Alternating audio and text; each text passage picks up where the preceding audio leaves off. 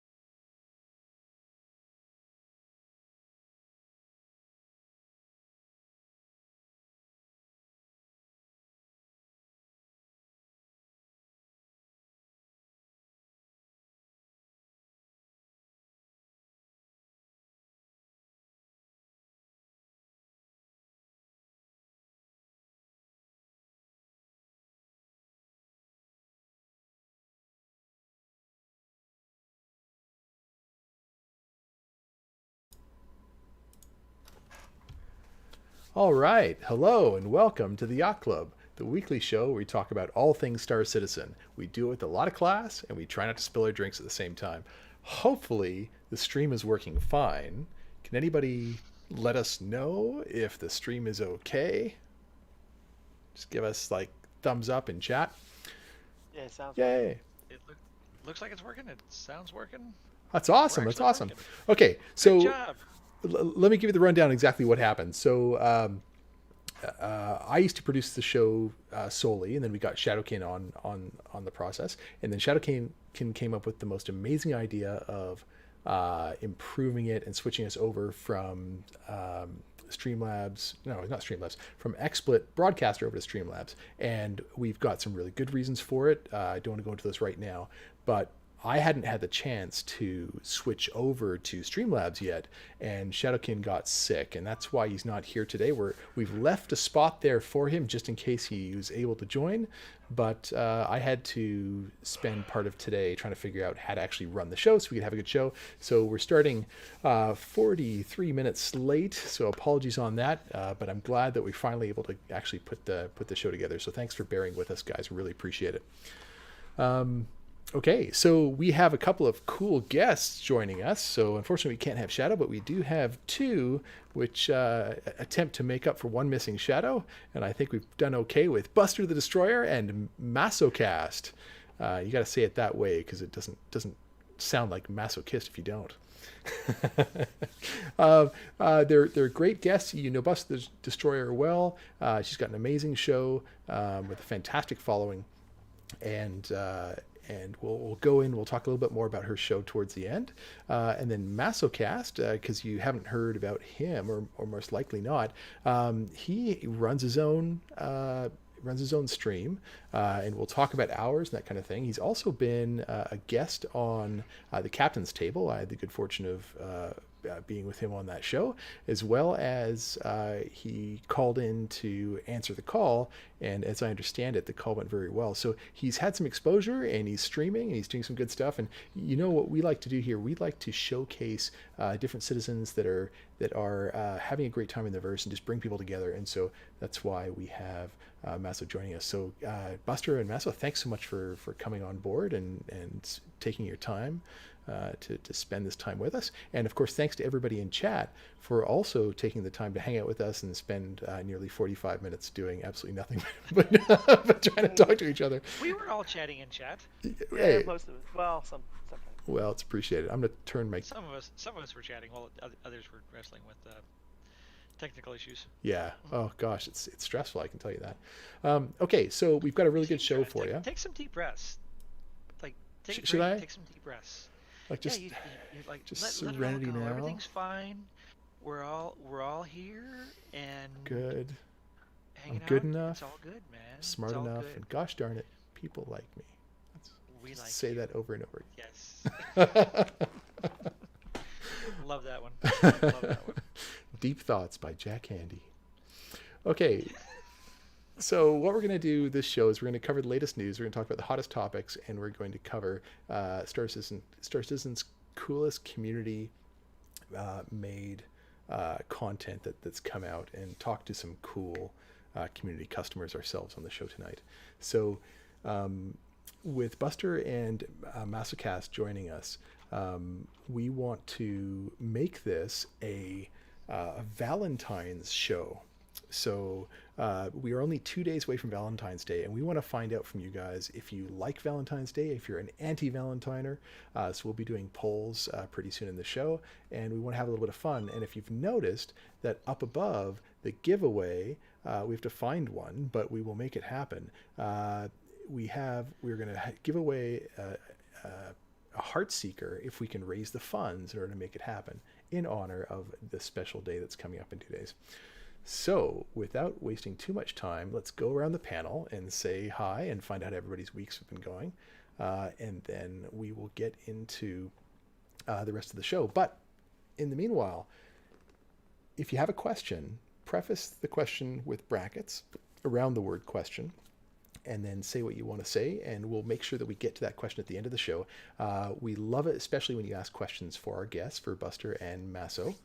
And if if you want to submit for, so we're going to have a bit of a contest as well. It's going to be a contest just for street credit.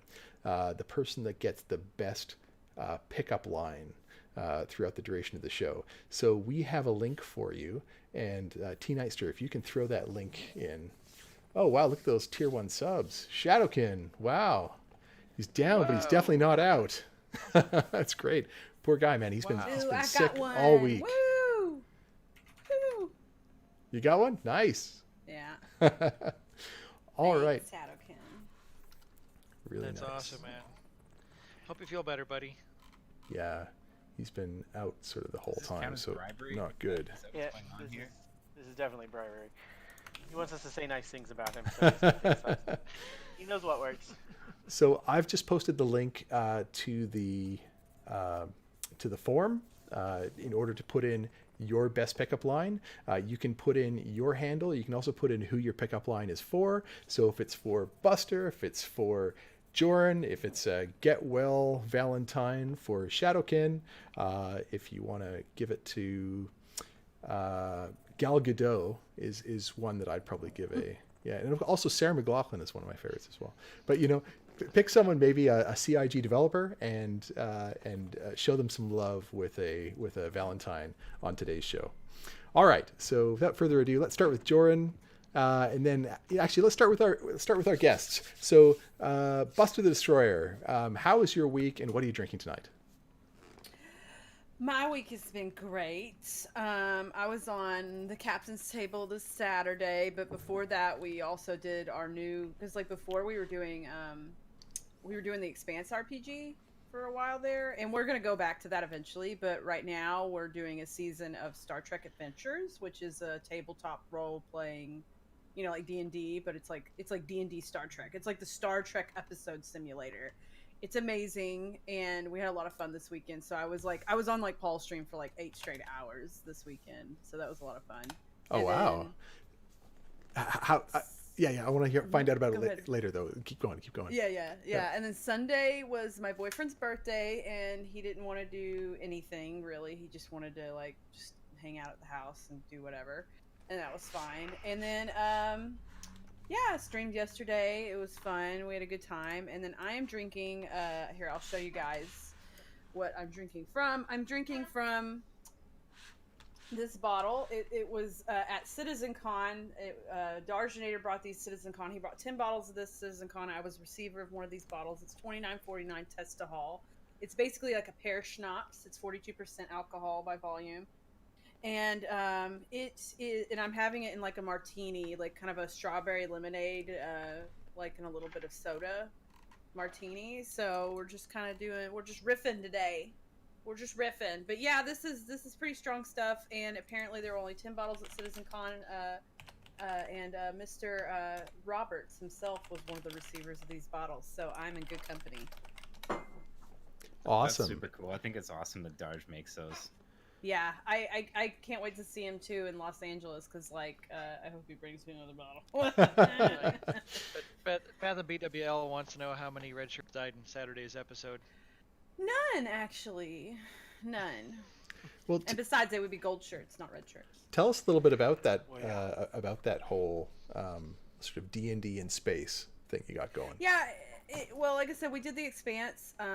Our first season was like the Expanse RPG system, and then this season so far, like I said, Star Trek Adventures. I played the XO of the ship, or you know, for those who don't know what XO means, it means executive officer, as well as like she doubles as the executive officer and the chief of security. So, and it's really fun. I have no idea what's in store as we move forward, but it's a super fun game. We have so much fun playing it. And like I think everybody was super hyped for the Star Trek one. I mean, everybody really liked the Expanse one, but it's like the Star Trek one. Like I think everybody in the group is a huge Star Trek fan. So Nice. it's like, oh, when's the next Saturday? Is it Saturday yet? Is it Saturday yet? So everybody's pretty hype about it. So it's really fun. It's a good time, and it's an interesting system. So And that's called the Spice Must Roll? yeah, that's the name of like the group. Like Okay. the Spice Must Roll, and we actually have a YouTube page. If you just Google or look on, like, search on YouTube for the Spice Must Is it Roll. pumpkin spice? That is so last season, Joe Run. That is last I- season.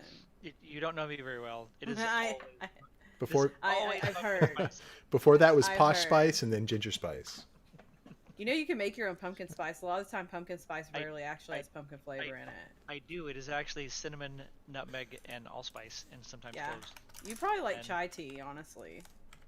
I All the like same chai tea. ingredients. All right. Yeah, I've got. I was actually drinking some cinnamon orange spice tea earlier, which is pretty much all the same. He's changing it up, people. It's cinnamon orange spice nowadays. They don't actually sell a pumpkin spice tea because they're all out. But I have pumpkin spice cappuccino every day. You crazy boy. I am a crazy Becky. No, just a basic biatch. I'm not. I like pumpkin, but it's out of fashion for me right now. Hmm. That is okay. I'm weird. I embrace it. It's okay. Well- accept you. Well, Joran, we could talk about you being weird all day, and Buster, we could certainly go on for a long time I know. just talking about you. So let's pass it on through. We got a show to run here. MasoKast, how has your week been? And more importantly, what are you drinking tonight? It has been kind of an exhausting week. I am recovering from a surgery, but mostly better. I got better. Monday I had to be a boss at work, which is stressful, but pay is good. Yesterday I streamed for a bit, and that was kind of fun. We messed around in a kitted out Vanguard, and I tried to play in the turret the entire stream, as I hadn't tried turret gameplay in a long time. It's still really bad. Really bad, but I had a good time anyways. It was fun. We were trying to do PvP bounties with two of us in a Vanguard, and we mostly got tooled, but yeah. Then we did some 890 jump missions, which is fun. It's the first time I've actually managed to do that and not lose my weapons, so that's kind of cool. But yeah, and then here I am today. I am drinking a Steamworks Hazy Pale Ale. I'm really liking hazy beers lately.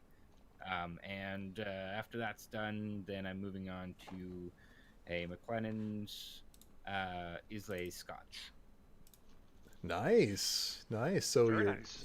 you're starting off in a Drake, and then you're going to grow to an 890 over time throughout the night. I Is don't that know. I what's feel going on? like Drake is like Budweiser, but Yeah, don't insult good beers. Like, Yeah. even if they're pale ales, it's like don't this insult craft good beer, I'd say it's more Crusader, industrial, but nice still. For those of you who don't know, we actually That's we appropriate. do like Drake, but we like to make fun of them because they're, they don't have toilets. I do too. Honestly, I really like the Drake aesthetic too. But if your but if your yacht is a Drake, that's awesome. That's awesome. Thank you for being here and for your yacht loving can be it. an Aurora. It's okay. Right? Well, Heavy Bob says it's okay. We make fun of you too. Nice one, Heavy. I've been flying Drake here lately because I graduated from the freelancer max up to the Caterpillar as a loner, Oh. and it's like it's not a bad ship. I always man. feel like I'm gonna like get tetanus walking through it, but dude, it's for a pretty- large ship, that thing flies. It's got to get it nerfed. flies. It's got to get nerfed. no, it does not need to get nerfed. It's fine. It's not bad. I mean, it's Shut your it- whore mouth. It flies like a freelancer max, and it's like 4 or 5 times the size of it. It's good. It has enough maneuvering thrusters and power. what? It's fine. You know what? It probably will. When they put in the physicalized like cargo and what they were talking about with the procedural mass Yeah, the and things like mass. that. I bet you when you've got a loaded Caterpillar, I think that's where we'll really start to feel the difference there. But man, when I first got a Caterpillar, I was like, I cannot believe how well this handles for its size, because the biggest ship what I'd flown before then, 'cause the loaner for the BMM used to be the Starfarer, Hmm. and oh my god, like Starfarer was the there's no loaner for almost comparison. everything for a while. yeah, it was. Thank God it's not anymore. Yeah. Starfarer. Well, to be honest, I had fun with it because I'm a heavy truck driver by trade, so like I get a lot of satisfaction out of flying things or driving things that are big and unwieldy and making them do what you want. Mm. But yeah, I will say just like getting up and down off of planets and stuff like that in the Caterpillar is way easier. So Yeah, it's not fast, but it handles okay. isn't the ship mass now, isn't it supposed to be for a fully laden vehicle, like if it had full cargo in it? They I don't said that think at so. they said that at one point, but I don't think that's the case anymore because the ships are too nimble. Like the Freelancer accelerates too quickly to have full cargo. Yeah, and they Like, did nerf the thrusters, so it would make sense. yeah, they changed everything since they said that they were Okay, set up that was a like while that. ago. Yeah. Like it's two different flight systems since then. Okay, Dr. Murray, we haven't heard from you. How your week was and what you're drinking? My week was all right. I had a birthday on Monday. That was fun. Congratulations. Was it yours? That Doc's Yeah. officially old. I'm officially middle aged now. Ooh. Oh, that's funny. You're like the day after my boyfriend. Holy smoke, Carson Carolina, $300. Wow. Woo! He's Oh making my up goodness. for past time. Wow. Holy shit. Wow. Oh, thanks, Carson. Wow. You're awesome, man. Jesus. Jeez. Yeah, he's been working his ass off. Carson, He's man. really been able to be in chat lately, and Yeah. he needs Yeah. a break. Yeah, Poor man. guy's working too hard. Yeah. Good to see you, man. Good to see you, see you. buddy. It's good to see you, even if you don't tip ridiculous amounts of money. Wow, good to see you, buddy.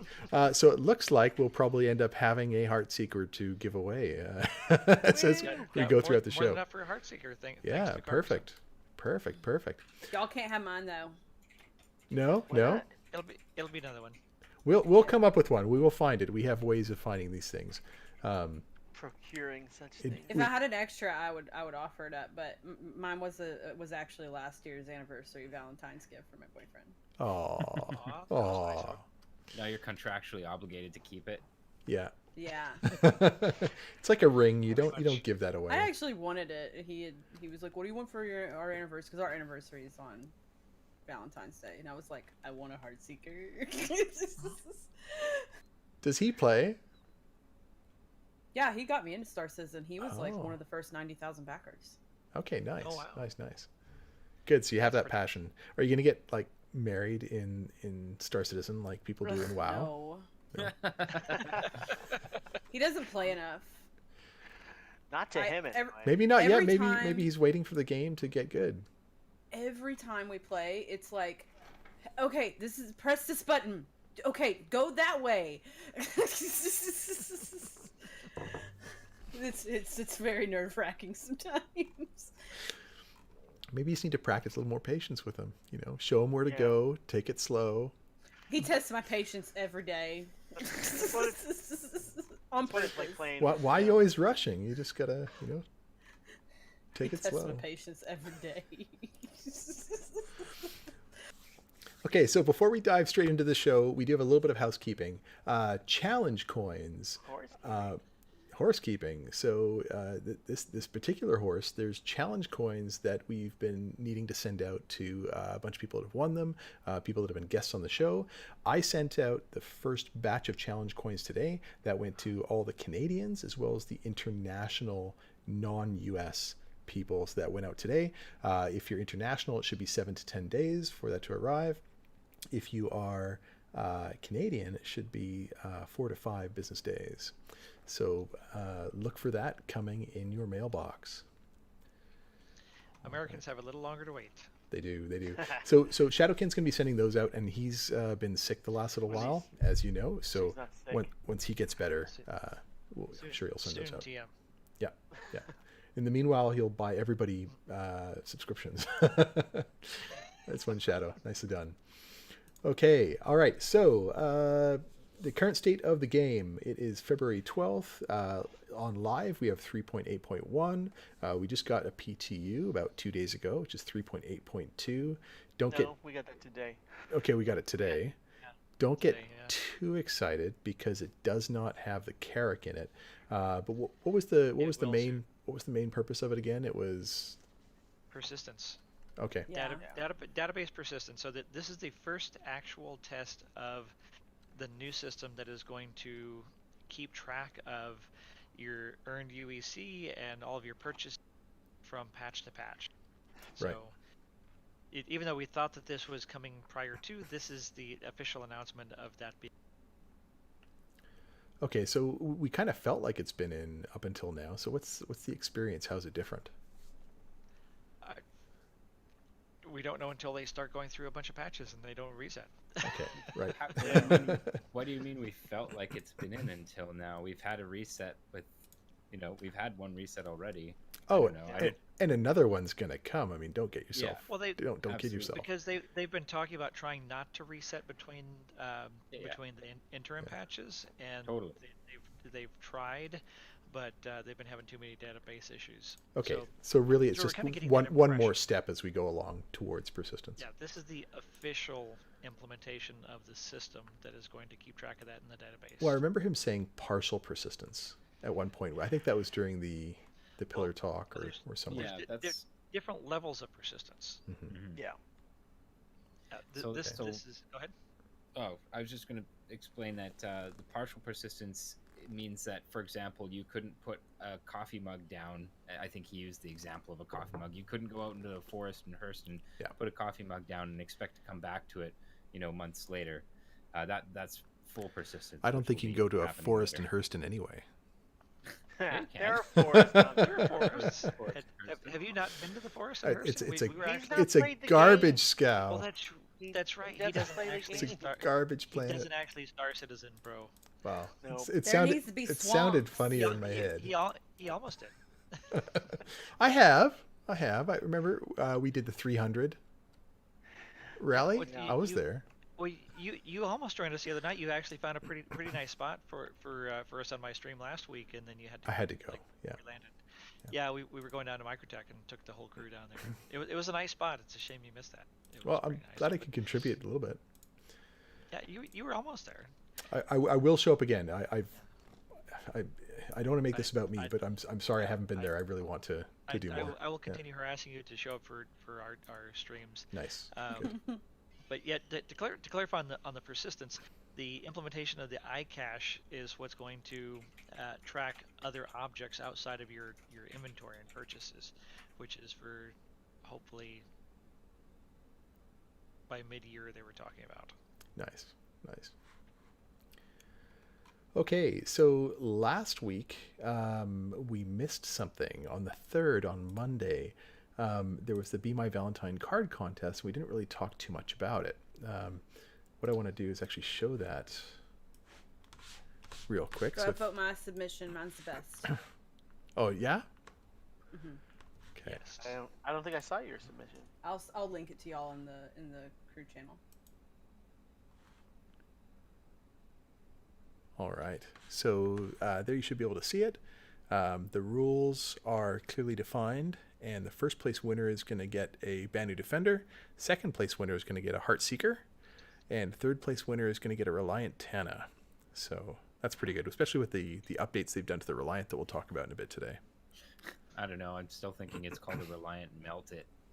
Oh, ouch. Well, let's before we get let's look at what the stats are and all the updates before we start. Well, they didn't buff the Tana at all, so Was it just the core? Well, they actually No, it's the whole did. series.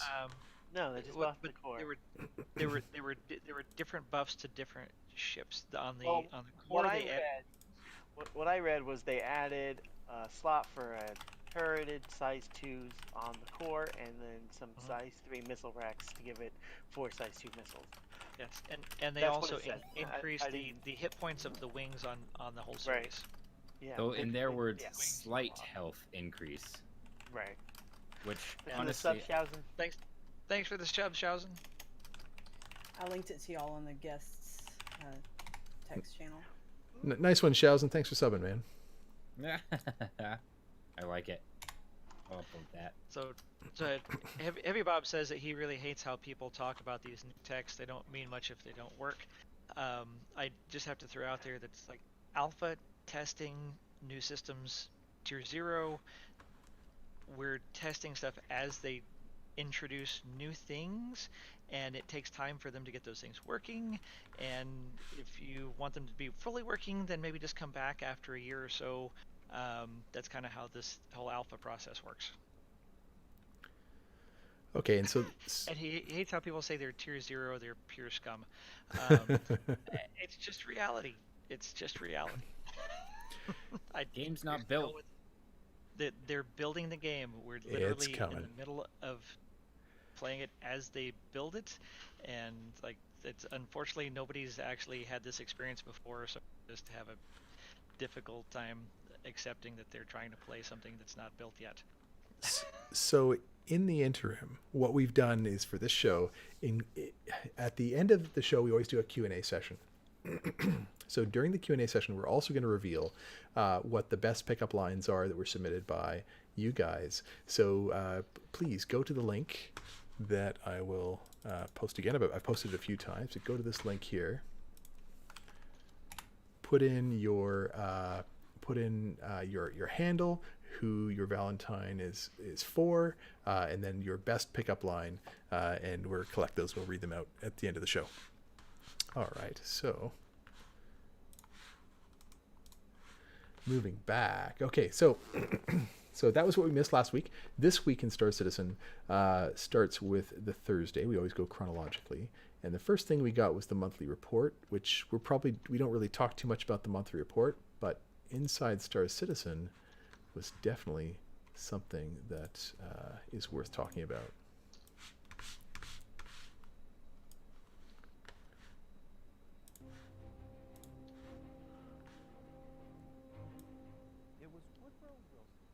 So what do you guys think about this week's show?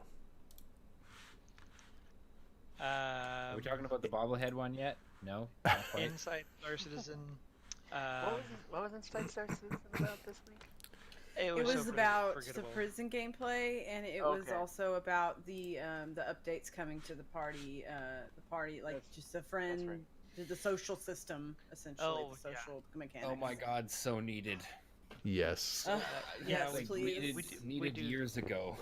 Put that cap Seriously. up. More 250, Yeah. baby. We've they been wanting it definitely for a need long some time. cap. Yeah, but You know- I mean, they've explained they're waiting on the new UI. Yeah. In order to bring Yeah. the social system together, so Spectrum and in-game as well as the website friends. Well, it I have was, to say, Go ahead. I understand that there was a UI backlog, and and that's in large part probably where we kind of saw all these seemingly simple quality of life improvements. But the thing I think I'm most baffled by is like how closely they seem to be working with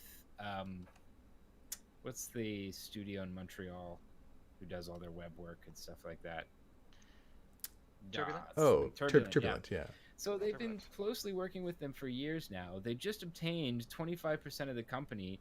Like, I don't know. I'm kind of surprised it's taken this long on that front to see kind of a unification between website and and the actual game. I mean, to say nothing about just the state that the website's in general. I realize that's a different topic, but Well, they are actually working on rebuilding the website, but it's a pretty elaborate process, and the fact that it has to be tied into the game accounts, the in-game systems, and a lot of the stuff that's in the game ties into the website, so that kind of adds a bit of complexity on the back end there, and the in-game UI delays the implementation of a lot of the systems that have to tie into the website. So it's like there's a lot of dependencies between one thing and another, and I think I understand there's a backlog there for sure. But yeah, I just we're all impatient for it for sure. well, and I'm just kind of curious. Like I thought that like we have all this. I feel like they're come on. There had to have been enough substance in in kind of the back end and the web for us to see something in the content. You'd think for us to see something from Turbulent but yeah, it's been really quiet on that front for a long time. We don't even know like what are you even working on right now. We haven't heard anything about it. Well, they do have a Turbulent section on the on the monthly reports, and Okay. I got a report from some of the guys at Montreal Bar Citizen that got a chance to talk to some of the turbulent guys at the big Montreal Bar Citizen at CitizenCon, and they were talking about a lot of the big back end stuff that they're working on, and so I think what a lot of people in the community don't see, and it's frustrating to the community because until you actually get something physical that you see and touch and interact with in the universe or on the website, that nothing's happening. But if they're doing a bunch of stuff behind the scenes And I'm sure to they are. technical stuff, it can be a lot of work and a lot of man hours that just it's not real Yeah. evident to the community. No. And like one of the things that they've talked about is how a lot of things are actual in-game and on the website will tie into the star map. So we've all seen the star map for years and years. Okay, well that's a tool, and then we see the little implementation in the ship HUDs. We haven't seen that in a while. Go ahead. Just to be clear, I'm not expressing really frustration so much as I'm just surprised that we haven't seen some content on, like, you know, 'cause we get updates on what's going on in the back end for server side OCS and things like that on you know, SC Live and whatever. Yeah, they don't like talk about it. Yeah, I'm just curious why not, you know, like, yeah, and that's a good point. If we're not actually seeing things that are deliverables in the verse, they could talk about things that they're working on yeah, a lot better than they are, and I think that's probably the biggest thing that even the white knights in the community, and you know, and I'm one of the great white knights, their communication sucks, and it's gotten worse lately over the past year. And I think the community is at a real pivotal point. yeah. I mean, everybody's really pitchforking, and you know, we have things to talk about later in the show, like the bobbleheads and the delayed pillar talk that should have come out back in December. That we're not getting good content in a timely basis, and then the incredible Digital Foundry piece comes out today that's like, holy shit, look at all this stuff, and this is an incredible presentation of the tech and the things they're working on and things that are coming. And you know, why the fuck doesn't CIG put this out? You know, I mean, we're getting less and less when they're and what's frustrating to me as somebody who's really passionately happy about what's actually happening with development, but the community is so upset about the lack of communication that they've forgotten how much stuff we're actually getting. And it really takes away from the progress CIG is making and the speed with which that they're increasing their deliverables. People don't think anything's happening, and this past month with the stuff being flipped around and taken off of the roadmap, oh, everybody's all ranting and raving and frothing at the mouth, but you know, CIG just haven't communicated well, and it's really frustrating. So I'm just going Really to tangent back to what Fire just said here in chat a few lines back about how it's because Turbulent is a contractor, they're not CIG, and I think there's some validity to that. But if you were around for back in the days when the first-person shooter stuff was being handled by God, and their name is now slipping my mind. Yeah, God, that goes back before my time. Again, I know who you're talking about. It was contracted out to another company entirely What before were they they called? expanded. Ilphonic. Ilphonic, yeah. Yeah. And Always we still got redacted updates from them. things. Like, I they were remember still it was on the Star redacted for Citizen. a long time. They were still on the Star Citizen videos and stuff like that, you know. So I don't really buy that it's. Yeah, well, it might be a factor. But that's a good point. Like when we used to get ATV and they'd go around and they interview different people at on the different shows weekly at the different studios, and they would interview Benoit and he'd say, okay, this is the stuff that we're working on. And they had a whole big thing on Spectrum where Benoit was up on CitizenCon like 3 years ago. I think it was 2016. And he was talking about all the new stuff with Spectrum and all that. Like, they're working on stuff for the project. They can talk about it. But Yeah. we've pulled back to these 7-minute shows, which are just bullshit. I mean, it's just I'm as angry as anybody in the community about that. I Even though will I'm say, positive. I don't think I really. The length of the shows is not what really bothers me, to be honest. Like, I don't really miss the days of 45-minute long Yeah. No, ATVs and stuff. That we- was No, too much, thank you, but- sister. No, I, thank I you. liked I liked some of the content that they pushed out while they were doing that, but they really could have broken it down into smaller segments. Yeah, And well, a and lot of the time in those long-winded ATVs, they repeated the same thing like 3 or 4 times. yeah, Like Yeah. they would they go talked over. at length with a lot of filler. Yeah, Well, and so like, it was a nuisance to have to spend an hour every Thursday and then listen to the same thing repeated multiple times. And there were people falling asleep watching them. So, and the metrics showed that yeah, they weren't popular. And CIG paid attention to the metrics, and we're like, okay, well, people are yeah, watching these short and, videos, so let's And make you and then short have to. videos. they went too You far also. the other way. I You don't think have they to did. also consider the age and the times we live in, right? Like I think statistically you're more likely to get higher viewership on videos that are 10 minutes and under.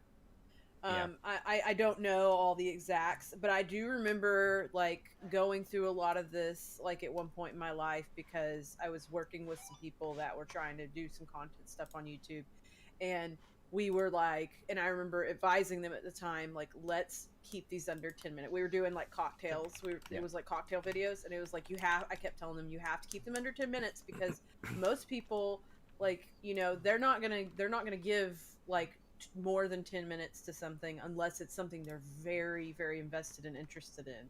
But most of the time, people are like, okay, like watch cool 10-minute video, only like lost 10 minutes of my life, etc., etc.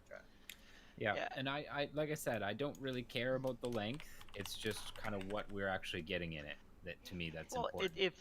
if we look back, so they've been doing the Inside Star Citizen through last year. So last year they implemented this, and if you think back to the wins and losses, and what we've gotten, and the shows that they did that felt really great were actually 12 to 15 minutes, and they covered 3 to 4 topics fairly quickly and concisely. Showed some good B-roll, had some good information with an interview, and those felt as good or better than the 45-minute shows. They were 12 to 15 minutes. They covered 3 to 4 topics, and now we're getting 7-minute shows that are covering 2 topics and are not really, and they've been really fluffy topics. I mean, they've covered a lot of stuff that they didn't need to spend half of the 7 to 8 minute show on kind of fluffy subjects. Or Right. Jared's bad jokes. I like Jared's bad jokes, but like so That Y'all makes know one how I of feel you. about Jared.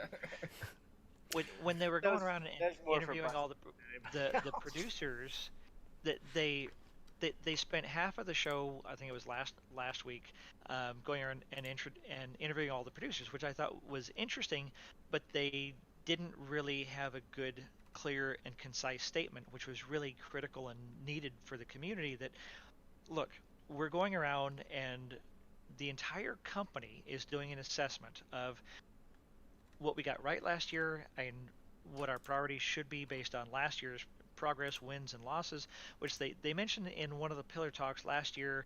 I think it in October, November, but then everybody's forgotten about that, and that this first month to month and a half was going to be a full assessment of last year and this year, and putting together the plan for the year. And they did the same thing last year, but they missed a great opportunity in that Inside Star Citizen where they were interviewing all the producers. They said, like, look, this is what we're doing, this is why we're doing it. We're going to take not 1 week. I mean, they're saying planning week. It's planning month.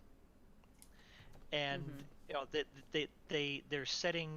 they're doing a very poor job of managing expectations with the community, and I think that's what has people so upset. That if they would communicate better, as we know that they can because they have in the past, but they're feeling more out of touch with the community than I think at almost any time since I've been following the project. I have a completely different perspective on that. This last year has been the most. I mean, mind you, I just started streaming like a year and a half ago, but like on the personal level, I felt connected to the community management team and things like that. In fact, at the Bar Citizen in San Antonio during PAX East, I had a really good 20, like about good solid like 15-20 minute conversation with Molly, who is one of the associate Mm-hmm. community producers, Yep. about what we like. She even asked me, because I straight up told her, like, we need to get more women playing this, and she's like, what do you think we need to do? Like, she literally, she just, and she wasn't being like, what do you like, excuse you, she was like, hey, tell me what you think needs to happen to make that happen. Yeah, she's genuinely Like, give me interested. your perspective. Yeah. And we had a really good conversation, and we went on and on and on. And Jared, I was super nervous about him being there, but but the thing is like, I've always felt like if I needed something, and this is more, I think, and it's kind of like, I guess it's because, like, as a content creator, it's like they're a little more invested in how people like myself and other content creators like Maso and you guys are doing with our shows. And maybe it's maybe chat, like, tell me what you think too. But the thing is like, here's the deal is, I feel like, and I said this on Captain's Table this weekend, I feel like the content side of Star Citizen is a Kobayashi Maru. Oh. You never win. They never win. Because here we are, and I'm not like saying stop being grumpy to you guys, but here we are, and once again, this is like literally like every month at some point, as a Star Citizen player and content creator, I at some point have to talk about why everybody got mad at an episode of ISC, or why everybody got mad at an episode of da-da-da-da. I think this week in particular, obviously it was like a double whammy, because people really didn't like the ISC and they really didn't like the SCL. And the thing is like, like I said, it's just a Kobayashi Maru. There's no winning for the content team, because there's going to be weeks like where they do really well and everybody loves them, but there's still going to be like a bunch of people that don't like it. I personally think that what's going on with content is there's a lot of stuff that I feel like Jared, like, even on Friday, he had a moment where he was about to say something. I don't remember what the specific context of the conversation was, but I remember it was like he was about to be like, oh, we're working on, and then he kind of trailed off, and the other guy was like, you're about to admit something that you shouldn't have. And then Jared said, yep. And that's the thing is, I think that's kind of like a great like slice of what the content team's going through. I think there's tons of stuff that the content team wishes they could put forward, but I think that's one because of the problems too. That they used to talk about a lot more forward-looking things, Yeah. and the community, if they didn't but happen a certain way, the community would pitchfork, and so they've pulled back more and more from talking about anything that's not like right in front of yeah, us. because yeah, you're right, because the community gets its pitchforks up all the time. And the other thing is that how many times has CIG burned itself in the future? Like, how many times has past CIG burned future CIG by saying, "Oh, we're going to have this thing like ready by this time," or getting everybody hype about something? Cuz like, think about like the Carrick right now. Like the Carrick, like everybody and their dog in Star Citizen, in the Star Citizen community and world, is like, Carrick, Carrick. And the thing is like, I know it's been a long There's time nothing coming wrong with with the that. Carrick. Yeah, and that's fine. But it's been a long time coming with the Carrick. But the closer we get to like the end of February, the grumpier people get. Right? Like it's like that cycle thing that they talk about. Like, in the problem with it is like, I just think that CIG, like, once they give the community like a little like, ooh, we got this thing we're working on, it's like the community just takes it and, oh, sorry, I didn't mean to hit my mic, takes it and runs and goes like, memes it, goes crazy about it. And then after a while they get to the point where they're like, where's that thing that you talked about, like, 3 months ago that you talked about? And I think it's like a very passionate community. To kind of conclude what I'm saying, I think it's a very passionate community, but I think we have a bad habit of like hearing about something or getting a piece of information and really going too hard on it.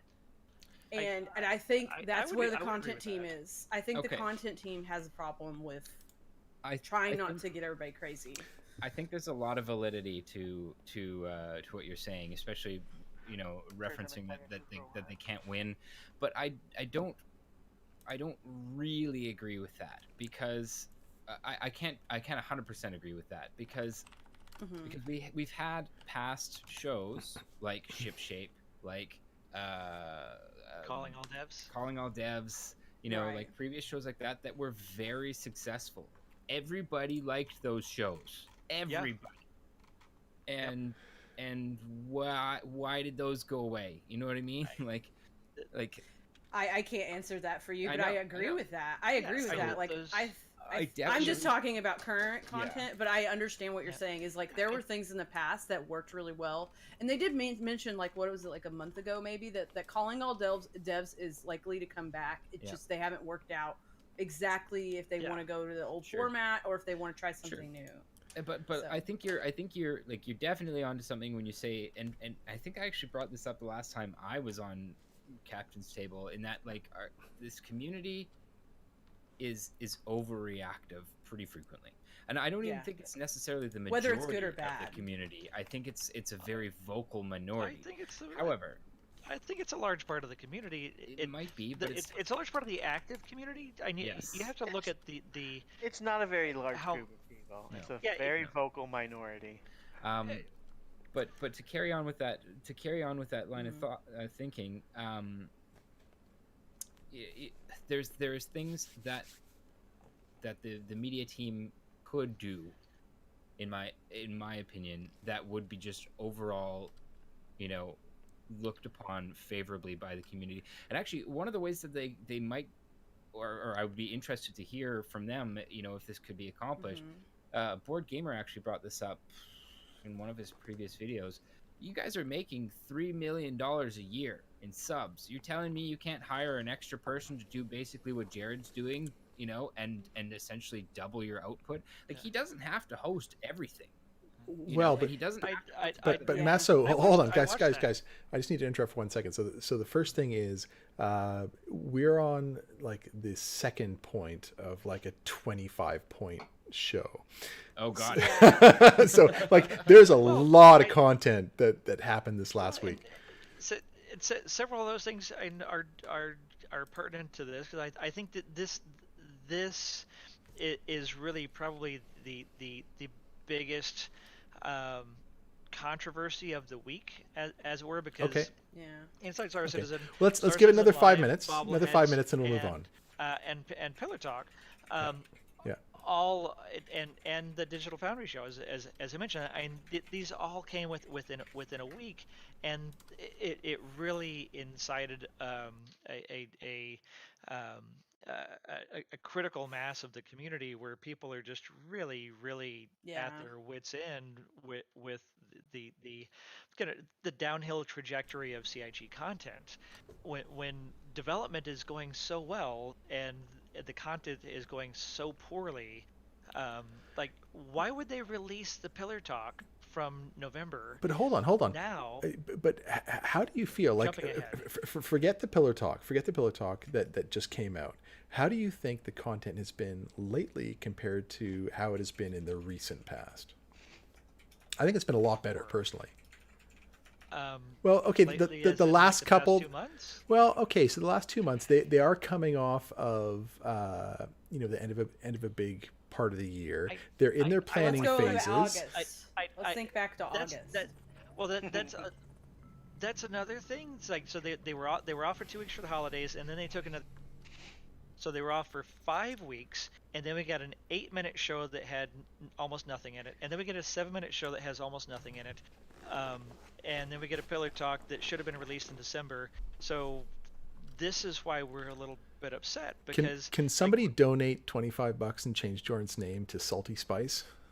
well, because Target that would- donated change everybody's name So- tonight. So Okay, so before you continue, Jordan, and I apologize for this. The first thing is we just had Shausen tipping in $5. Shausen, thanks, mate. We also had Mystic Star earlier, and we failed to recognize it. She tipped in 10. So Shausen just tipped another 5. So both Shausen and Mystic have tipped in 10. Thank you, guys. That's really generous. Everybody putting in, that's awesome. Thanks, y'all. Y'all are awesome. If you don't know, every dollar, every cent that comes in, a portion, of course, of that goes to Twitch, but everything that comes into us, we give straight back to you in the form of giveaways. Tonight, we're going to have a Heart Seeker that we're going to give away.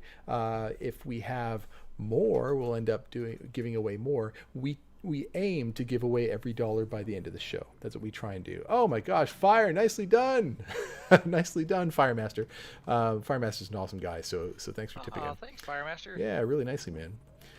He's our San Francisco Bar Citizen Organizer. Yeah. And Wait. does a fantastic job My of it name too. got changed. What? So hold on. So there's been 2 name changes that have happened. So Buster and MasoKast, what happens is if your name, if somebody tips $25, they get a chance to change the names of those that are doing the show. Real Shadowkins tip $25. I'm getting worried.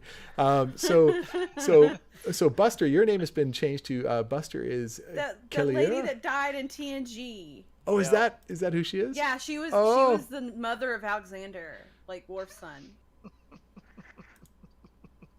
I am full Klingon. I'm not half human. Come on, guys. Come on. I would have gone with Buster the Unforgettable, like Kayla's the Unforgettable. Ah. No, it's fun. It's fun. I like it. It's cute. Like Shadow's Bubble Boy. Nice. Yeah. So Shadow's been named to Bubble Boy. Buster has her new name. And so what we have to do is we have to refer to everybody by their new names for the remainder of the show. That's just kind of what we do. And it was very kind to name... hold on.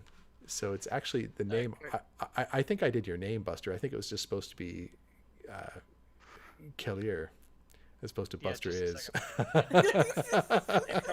Carson has called me out as Lost in all these- translation. Okay, I feeks. Shadowkin's like, you can't rename me. I'm not even here. Hey, I wasn't even supposed to be here today. He's in God. trouble. it's because we love you, man. And Carson's called me out as Salty Spice. But yeah, but as far as all the content stuff goes, I've talked about it so much this week. I'm so done with the subject. Yeah, I hear you. And At the table, night crew. I didn't realize that we had a huge amount of points to get through. I figured we were just space filling at this We were point. So I was just riffing. like, let's No, just we tangent. got tons of content to get through. Well-organized. Oh my gosh. Well-organized show here. Like Really back good to at our- Stepping our in. Great really producer. good at tangenting. Oh, we do that a lot here. But it's been we go such off- great Yeah, it content. has. I've just been enjoying listening to it and Well, hearing what you have to say. Well, this has So actually been on topic content, unlike many of our shows where we just kind of. Everybody, Well- the Carrick is canceled. CIG only makes Oops. bobbleheads now. End of discussion. wrong one. Moving I on. I haven't watched the Star Citizen live in months, but I watched the bobblehead one. It was great. You I didn't watch thought Todd Pappy's interview? No? Oh. I thought the bobblehead thing, I thought the banter between Jared and I forget the gentleman's name that was making the bobblehead stuff. You just like Jared. Well, no, I do. I do. only have But eyes honestly, for I thought you. the banter between the two of them was really fun. To me, that was a fun episode because it was it was not some crazy stuff. It was just a guy making bobbleheads and Jared and him are just having a fun conversation. Not everything has to be, in my opinion, not everything has to be okay, we're doing this now and we're doing that and we're doing this. Sometimes Well, it's fun to just relax and enjoy a conversation. Well, I think it's because there's been so little content that people are just so thirsty for having something of substance to get that. But I you miss had the you had old Todd Pappy the week reverse before. to verse. You've had so much this season so far. That's my point is So the much- Star Todd Citizen Pappy was lives. the only good thing. Todd Pappy was the only good thing since last Oh year. my god. Oh my god!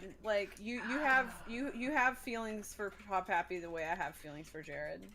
All right, I may have a little. Yeah. Okay. He has like the hottest Those resting eyes. bitch Okay, face. we need He to move really on does. with the show. We need to those move on with the eyes. show. So, Moving on. so I've been named a Canadian bacon. Joran has yeah. been named a salty spice. And how do we say your name, Buster? Kalir? Kelia. Kalir.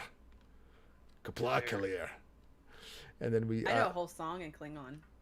Oh yeah. Do you want to sing it? If you want me to. Yeah, put her on the spot here. Okay, don't you know. ready? No, you ready? I'm not going to follow up. Ready? I know a song in Klingon with. Ready? Okay, let's keep Okay. going. Koi keles puglo, koi pugbe pu, yabo mabo jeshuvi, se machu me u. Yimba yima jajok chu, yimbe yima jakwov ku, batles mejbej ejo ki da va pumati moporek mashutav kumale kumashufta ma'ov. Wow. That had Done. like Haka That was vibes amazing. going on it. Nice. Well done. Yeah. That is awesome. I hope that was clipped. It definitely needs to be clipped. Somebody needs to clip that for sure. That was really good. Save that for posterity. It was great. Okay, and so Okay, sorry. back to the actual show. with that, let's move on. So, was Buster, you great. get one more moment in the sunshine here, and that is quickly showing what your submission was to Oh, no, to CIG yes. for the card. That's great. So this is your Valentine's Day submission. Yes. It's an homage to the Gil Elfgren piece called Bare Facts. Gil Elfgren was an American pinup artist. He was not quite like he. I like him better than Vargas. Let me just put it that way. I always liked his stuff better. He had the best colors. Yeah, it's nice. Really nice. I don't know. I like Vargas's line work better, but That's fair. we could probably argue about that for hours. Yeah, I think that's fair. I think Vargas did have great line work. Yeah. And But then I liked colors by Elfgren best. talking about good line work, we have an infographic which came in late last week. So this is pretty good. Oh, that was so cool. Yeah. I loved that. So most That was popular multi-ship cruise. Multi-cruise ships. I'm sad. I that was the surprised Hurricane Valk wasn't on there. wasn't on that list. I was very surprised. Not that many people actually own the Valk. It's Yeah. a That's very true. expensive ship for what it is. Freelancer made the most Um, sense. I was Hurricane. most surprised that the Pisces is considered a multi-cruise ship here somehow. Well, of course. Yeah. Well, Well, it's just by population, right? So Yeah. but you can sit like- another player in the Pisces, can't you? Isn't there a jump seat? people in the Pisces. You can put there's two Three jump total. seats. Yeah. You can actually fit like 8 people in there. We fit a Yeah. whole bunch of people in there once. Like a little can of sardines. Like I said, the Hurricane should be No on the regrets, list. Captain Richard. The Valk is awesome. I love my Valk. Well, it's if the Hurricane might just be right after the Caterpillar. It just didn't make the I doubt the it. top 10. It didn't Oh, sell yeah. very well. We have a Who's Your Valentine poll running at the top of chat. So Oh. make sure you get your votes in. I'm gonna get my vote in. Everybody's voting for Woohoo! I He's can't vote for popular. myself. I voted for Stem. I'm voting for I voted Shadow. for Stem too. You guys. Aw, so sweet. Making me go all red here. Oh my gosh. Oh, Shadow. Oh. Okay. Shadow, I should never have voted for you. Let's move I it. should never have voted for you. Yeah, why? Tip the why scale. did you vote for- You were like cursing his name before the stream. Shush. Those are Gee, trade like, secrets. I was also I cursing feel Doc's loved. name before the show too. Shadow voted for Stem too. You awesome. Thanks, guys. You should have seen Yeah. like before the show, things weren't working. I was on Discord with tech support, which is basically Shadowkin, and we were going back and forth about what had been done, and Shadowkin's calling me an idiot, and Dr. Murray's like lipping me off, and I'm just trying to make shit work, and I'm like, why do I do was this like- for these He was fucking like, people? Oh my God, you guys. It's like he was I- like he was doing I that thing was where he's like supportive. talking with his teeth like closed. He was, Urgh. I actually muted myself at one point. I'm like, it's better they don't hear what I'm thinking. like, Okay, so bless your heart. so moving on to the rest of the infographic, we have the next part is social and groups gameplay statistics, which which basically tells us people are playing this game. You know, it is alpha, and the they're stats talking a are in. Yeah. Well, okay. So they're talking a lot, but if we go a little bit further down, we can really see how many people are actually playing. So groups being formed, a new group being formed every 2 seconds. It's massive. Where's the part where it's That's not just talking? Okay, buddy. I thought there was a part where it's actually how many players were in the game. There's the new groups, guide sessions. Mm-hmm. I think Huge. that was an old There- infographic There you're was thinking not. of. There's Maybe. not as much. Yeah, and the previous infographic was a lot more, a lot more meaty. This was 69 per day. Nice. Nice. 69 every day. Showrun, I don't need to know about your personal life. Mm-hmm. Sorry. Moving right along. Moving right along. Okay, so every Friday we get the weekly newsletter, and this one was jam packed. Obviously, we covered a lot more of it in last week's show, but one of the things that really stood out was the ultra wide 4K wallpapers that were submitted by Those were nice. Not Gemini. Oh. You know, so these are for ultra wide. So I personally have a 3440 by 1440 screen, and I think a lot of people in the Star Citizen community do. They've gone ultra wide over 4K because of that immersion level, and so it was fantastic to actually have somebody create some wallpapers in that. And they've done a It's really great beautiful. job. Yeah, It's so pretty. check out that one. So good. I can't click on it. Doesn't really. I wish I had that kind of power in my PC. Isn't that to make gorgeous? ones like that. Don't So they good. auto upscale when you? I've heard that when you take a screenshot, it actually like upreses it for a split second. Maybe Really? maybe it was a different No. game. I don't know. No. I think that's if you're using You can Oh, use what was that? programs to do that. the software that Haskaha was talking about, Oh, okay. or NVIDIA actually has the capability of doing it. I don't remember. We had a great show with Haskaha a few weeks ago, and he really went in depth into how he does upscales to 8K and then downscales to 4K, and it's like he just does amazing stuff we'll never be able to do. Wow. Sorry, that's Stimcat in the background. She is, so she's a Bengal, and she's she's pretty. She wants attention. She wants attention. So I will go give her some attention. Why don't you talk about the thing we're not supposed to talk about, which is the Talk first amongst rule image that we got that was the sneak peek in the newsletter, and I'll be right back.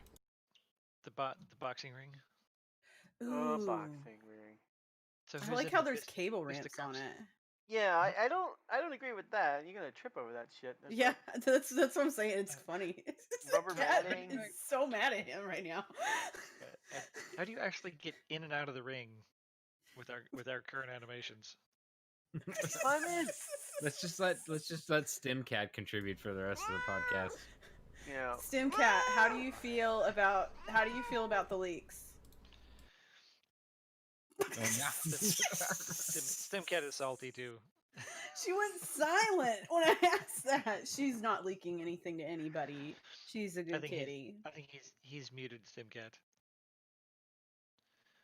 Meow. That really is a beautiful cat. Yeah, Great cat. It's a wonderful cat. it's funny though. Like it's right about now that my cat just started, or one of my cats just started bugging me too. But in much more rude fashion, he just like took a big stinky shit in the litter box behind me, which is like, thanks, bud. I'm on a podcast. Luckily, we can't smell that over the camera. Yeah.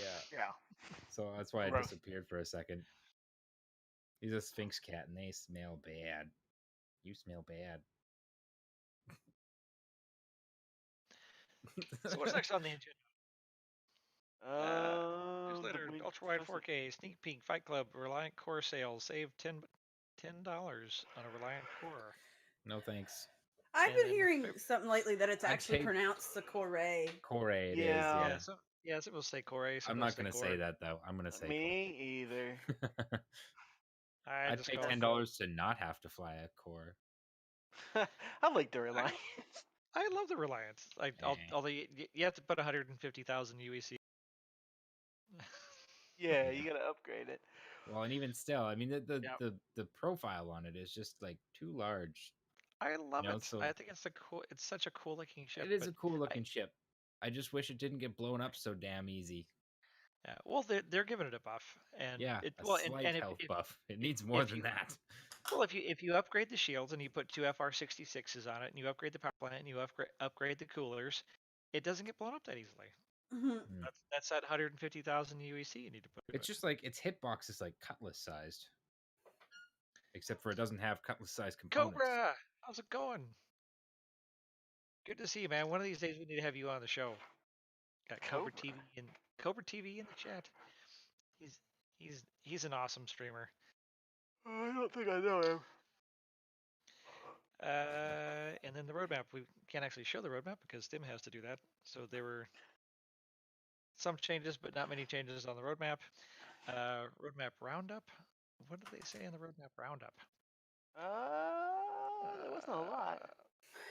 Happy Friday this week. They there are said no notable Carrick is changes. canceled. Yeah, We're Carrick currently is canceled. aiming to add. Oh, that's right. So the roadmap roundup was saying that we're currently aiming to add the 4.1 column next week. So that's this Friday, with the 4.2 column coming in the near future, the following Friday. So now that we're getting into mid to late February, we should finally get the roadmap updates that we've been waiting for. Is that Godzilla? What are you holding? So that's a positive. It's It's- Godzilla. Okay, it is Godzilla. All right. It's not purple, so it's not Barney. I was like avoiding Stupid. commenting because I'm like, I don't recognize. Yeah, it's Godzilla. I looked on the stream and I made the Twitch image bigger, like I did full stream on Twitch, and then I forgot that I could just use Skype and see it at a fucking decent size. Hey, Solar Mo. Yeah, this is a I guess similar to the boxing ring that showed up outside Seville, but this is going to be in the prison. So this will be one of the things that people do in prison.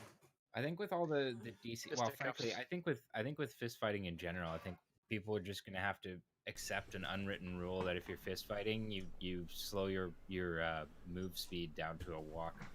Oh my Otherwise god, I hate how slow it is. Well, all the Ugh. desync is like it's just crazy. Like if you're It's sprinting really around prevalent. each other, you're never gonna hit each other. But if Steps everybody back. just agreed to go to a walk, and fight that way, you could probably actually have some decent fights. Well, no, I mean it auto slows you, doesn't it? Like you're already it? super slow. Yeah, like when you're doing I don't know. fisticuffs, you're way slower because like earlier, like last night, like must when I be- was playing, I was amazed at how slow you are for fisticuffs, but when you have a knife, you're super fast. Oh, maybe they changed that because like when they first put the hand-to-hand fighting in, everybody was like sprinting around trying to fight each other, and like nobody could land a hit. I mean, I think you can Yeah, still it's- sprint, but you end up dropping tough. your fists while you do. Oh, With the server lag, it was really hard to hit people, but it's kind of Yeah. better. even still, I think the fights would be more like fun and cinematic if people just like slowed the f down, no sprinting. Yeah. Well, I think Just make I make think that a nobody taboo. sprint anyways. I No think sprinting. Sprinting Like- is for bitches. When I see somebody sprinting in game, I get on the voice chat and be like, "Only noobs sprint." Stop running around the pool. No running. Yeah. Because you can glitch into people and hurt them when you sprint. You can't do that when you walk at normal speeds. Yeah. I I've- like to glitch people Yep. and hurt them. When they first announced they It's were all going to good and do, well until you've ridden the fucking Hurston. Are you train in that 6 movie times Birds and of people Prey? keep Killing you. Haven't I seen you in that? Hmm? Birds of Prey, the movie, the new one. No. Oh my god, Nothing? I want to see Crickets? it so bad. Yeah? I want to see it so bad. Should be pretty good. Oh my god, I'm so ready for that movie. Birds of Prey, the Harley Quinn movie. Yeah. Judging by Oh my Judging God, by yeah, that looks The sales, they haven't been very the good. sales, not a lot of people have seen it. It was not marketed well enough. I didn't even No. know it was coming out this last weekend until I literally was like, wait a second, this is out? Like that, if But I didn't I- know it was out, that was bad marketing. Yeah, 'Cause I was I know it really was ready coming. for I that. didn't know it was actually out yet. I didn't know when it was coming. If Like, Kaler doesn't I'm know, a huge fan. marketing is bad. Yeah, if Kaler doesn't know, then that was just not marketed well. And I think that's a problem with like these kinds of movies. Sometimes they just don't market them well enough because they're always afraid of like all the guys that are gonna be like, ugh, it's a girl movie, it's so bad. I'm gonna get on YouTube and make 50 videos about how bad a girl movie is. So I'm gonna help us so steer silly. like far away from that whole topic and say, I know. MasoKast, here is your opportunity to talk about why you think the Reliant core is not much better than a Lego ship. Well, I don't know. I already mentioned it. But, It's just the hitbox on it is like cutlass sized, and it doesn't have cutlass sized components. Other than that, no it's way. cool. I love the B-wing in Star Wars, and I love the concept of it. I love the concept of how it's supposed to fly. It just doesn't fly like that with its like articulating main thrusters.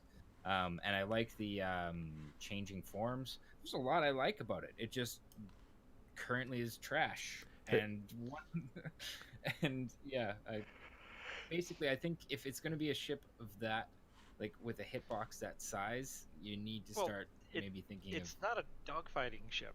No, that's true. That's true. Except for the So, Tana is like, I supposed to don't- be. So like, what's the deal with Yeah, that? well, it is, but it's like everything is going to get balanced, and lots of stuff aren't anywhere near what they should be. I like the ship for flying around. It's a cool ship. And that's fair enough. Like, I think it'll be.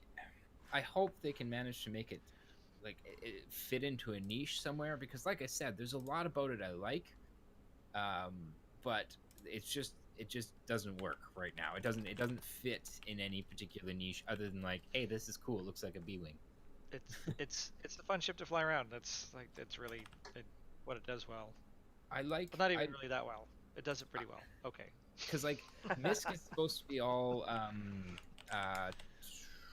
Xi'an influenced with their like articulating mains, and I would like to see that actually start to be something that is an attractive proposition. You know, it's something that you consider as like, you know, a pro to balance out the cons of an otherwise bigger airframe. It just doesn't yet. I think it'll get there.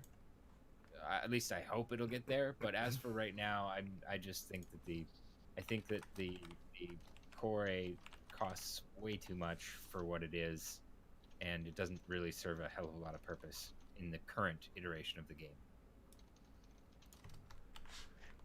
What language is it that's supposed to make that core A? Because it sure as shit ain't English. Xi'an, I think. Mm. Oh, it's madness. It's the core. What's next on our? Yeah, I think it's the core on as our well. list? Okay, but just having a look here. So we've got the Xylo posted about the Misk Reliance series getting an update. And forgive me if I was away and you spoke about it, but it did get a second twin gimbal mount as added to the core. 2 S3 missile hardpoints are added to all the Reliance. Which So that was the other buff to that the Tana is also going to get their dock. So Yeah. it is Oh. getting another. That's just the health buff. and a minor health buff, yeah. So Minor health buff. Not to everything, just to the... we all areas. agree it Yeah. needed a bit of a buff. In fact, I think it should have gotten a cargo buff as well, We already gave because it a cargo buff once. well, what's it sitting at now? 12? No, 8 or 4. Yeah. So No, there's it's 12 now, isn't it? Didn't It's 8. they bump it? Or Oh, it is it was 6? 4. They Was- bumped not, it from not 4 to 12. 8. yeah. Right. Yeah. You know, Yeah, which Wait, is comparable to 6? the Avenger Titan. 4 to 6 maybe? I don't know. Yeah, okay, Yeah. but look at it this It's way. good. The It's good. 315, the 315P has 12 SCU, and it's got better guns and is smaller, faster. Like, oh, you know? 100%. But one of the big things they're talking about is flying with friends, right? So for the month of February, what Okay, they're fair doing enough. with Love Being in the Air is they've updated the Reliant core as well as the Reliant series, and are trying to get people to get into it and find some love for this again. So it's really important that we give our feedback on what we think of the updates. Is it enough of a bump? And that's the question, right? So And the 300 series is a single seater, whereas the Reliant is one of the Sure. very few. Thanks for the tips, Solar Mute. yeah, thanks for the huge tip, $25. Thanks, Solar Mute. Wow. Awesome. And Thanks, remember, Solar Mute. you get to name one of the cast members that are already unnamed. And great to see you, man. Sorry, go ahead. Should we do a giveaway soon? Yeah, we probably should do that Heart Seeker giveaway. So keep in mind, it's going to take us a little while to get the ship to you. We do have to find one, but we will make that happen. I will take that challenge on. We'll make it happen. Can't we We'll make locate it right that. now? Okay, so Now, normally it was Shadow that did the roll, and I don't know how to do it. So, T. Nightster, can you queue us up with that old way that you used to do the roll? Do we have that involved? Do we have that? Is that a possibility? Oh, Shadow says that He says he yes. can do it. Okay, perfect. So Shadow can I guess do we it. can't make one. Is it something that you can do it so it appears live on the site, or is it something that T you're just gonna- Nicer said he can do the old way. If Shadow can't. I just want it. I want it to show up in chat legitly rather than. Okay, hold on. So Shadow says he can make it happen. Let him work his magic. People are already shipping. Is it set up? Is it set up, Shadowkin, for Bang Ship Me?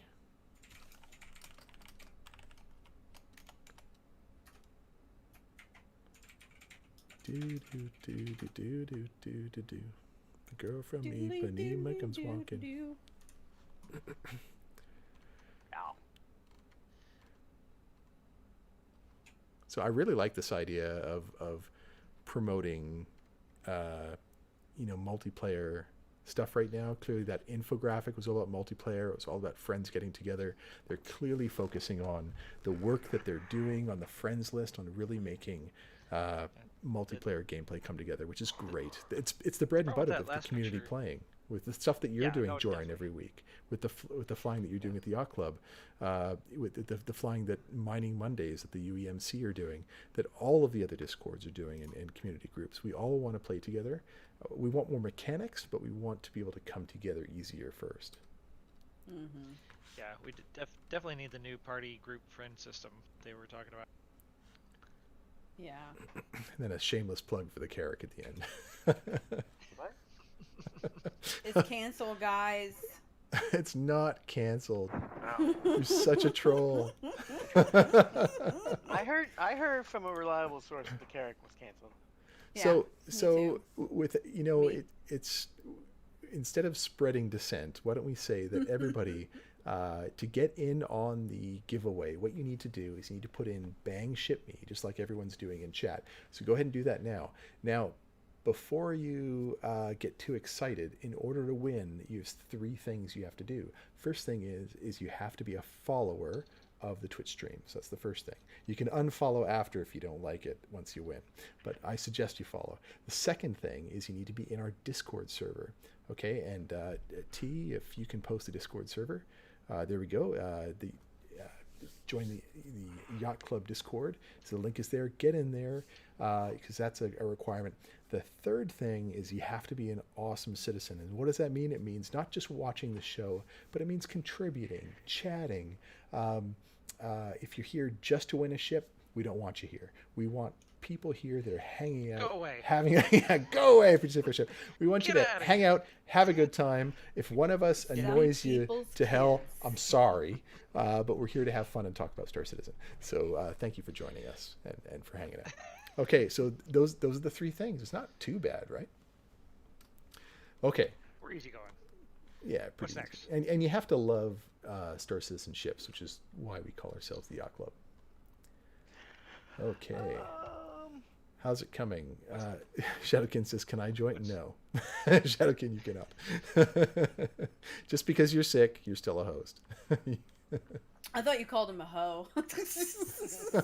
Sorry, it's the gain on this microphone. It's not very good.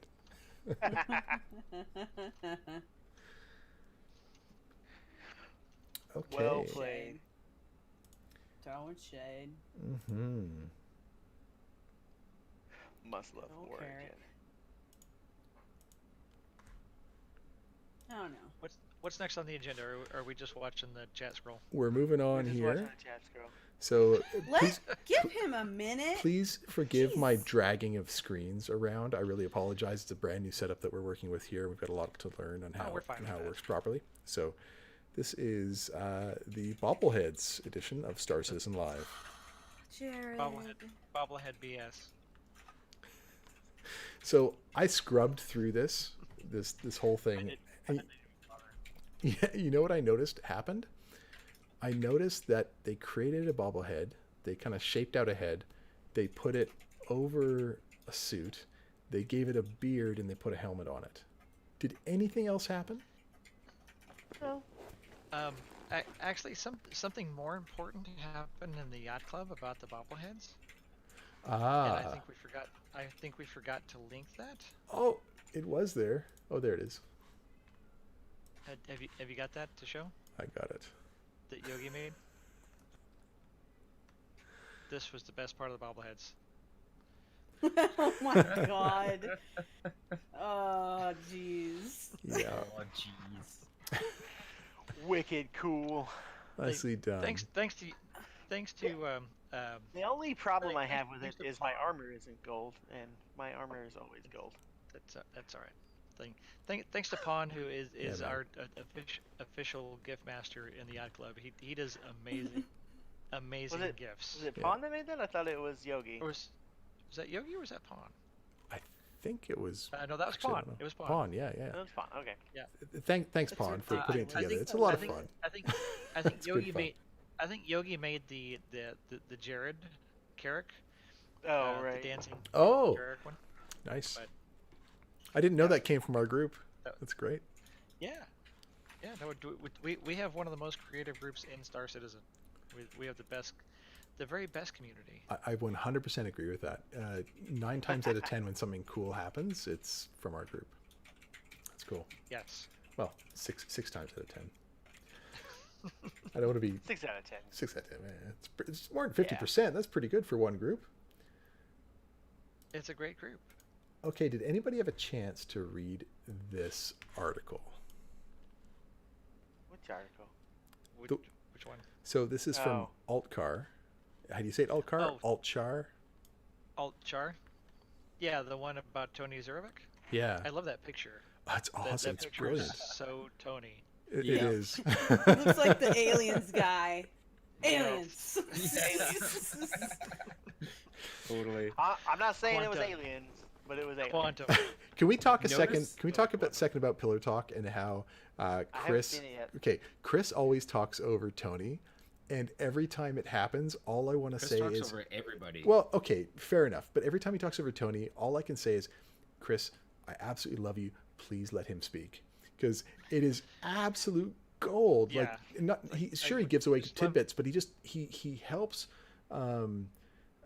define what the verse is going to be. Now it happens to be more economy focused, but there's entrails into all areas of the Oh yeah, verse and how it all grows. those Just little love things it. that he says, and that was really probably the only really good part of that pillar talk, because the rest of it was also out of date and duplicative. Yep. Was Ooh, you're definitely him salty talking tonight. about? Well, I mean, it's true. I mean, Itty bitty too. Oh, there you go.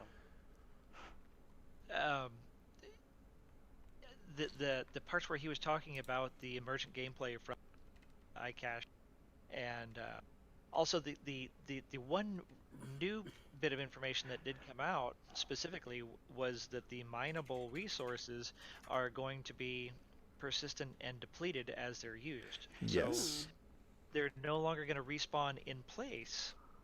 Once, I mean, there's going to be rich veins of or rich deposits of ore, and when people are mining those, they're going to be in that place, but they're going to be depleted. When they're gone, they're gone. So that could create more emergent gameplay of people trying to track those down and follow miners to these places where they're going back. So what that raised in my mind was the question of whether or not we will be able to create map markers. Yes. Which is one of the things that we that's need desperately. Exactly what I was going Yeah. to say. That was exactly what I Well, was of gonna course, say. if we're going to be able to put down beacons and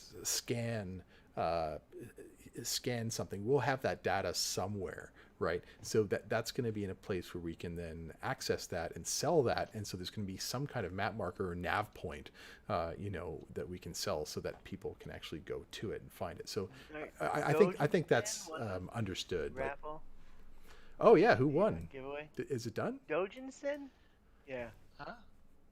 Did we run a Yeah. raffle? Like we didn't Yeah, know? congrats to Dojin Sin. Well done. Congratulations, Dojin. I guess Shadow got bored and ran it while we were talking.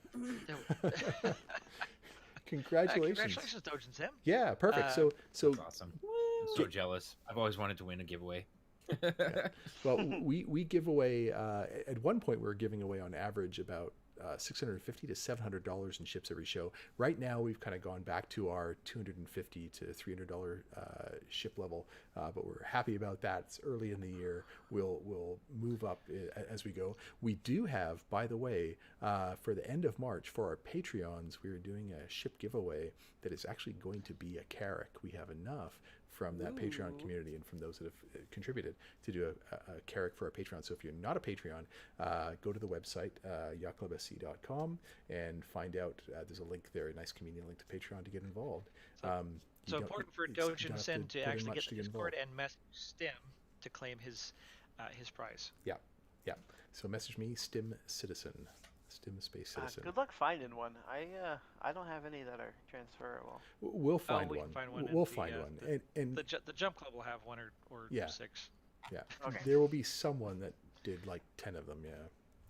So we'll make it happen. Like, I'll do some digging. I bought and melted like 10 of them. Like somebody. Yeah. Sometimes it takes us a while to get the rare things like challenge coins out to you, but we do get them to you. Yeah, We do get there. Yeah. Those are so hard to come by. There's actually only one ship that's outstanding right now, and that was the one that the Few gave away last weekend while he was on the show, the Razor LX, which is going to Carson, Carolina. And it's only because Shadowkin's been sick that we haven't been able to do the transaction. So it will end up happening, but it's just going to be a few more days. We'll make that come together. So we haven't missed a ship yet. If Shadow doesn't die, they'll definitely go out soon.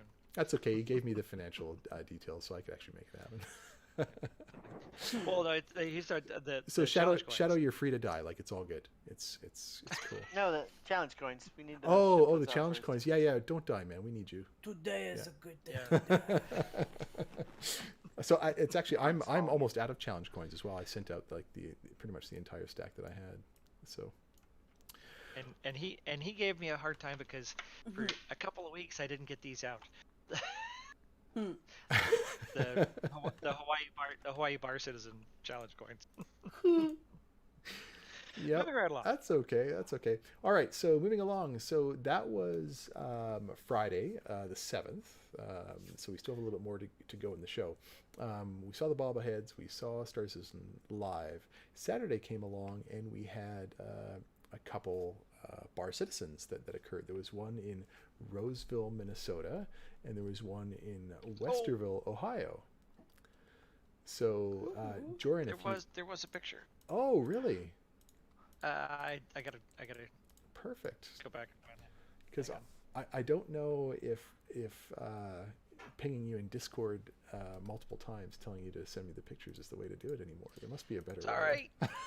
It's all right. The big gavel. It's going on the show now. It's going on the show channel here. Perfect. There's one. He got There's small Pixel because and- he's a grain of salt, Ken. Pixel and Jay the Brown. I'm tiny.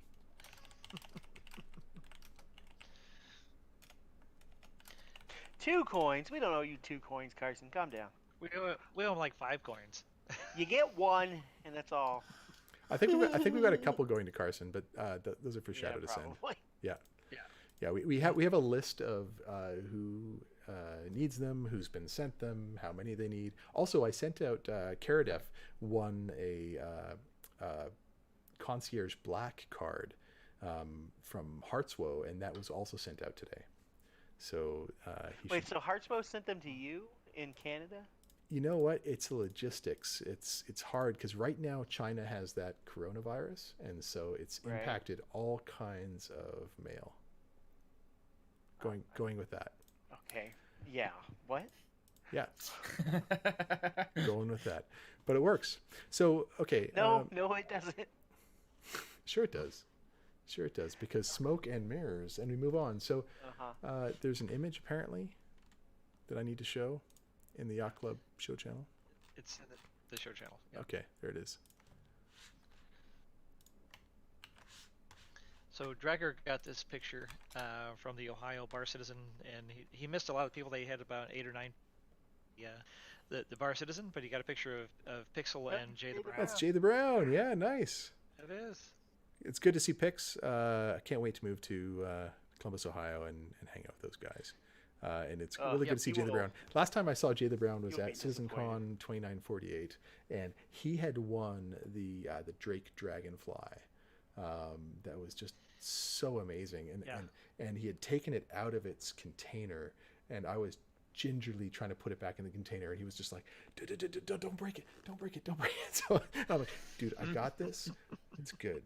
Focus. And I would have been the exact same way, Jay. So I totally get it. But that was a great place.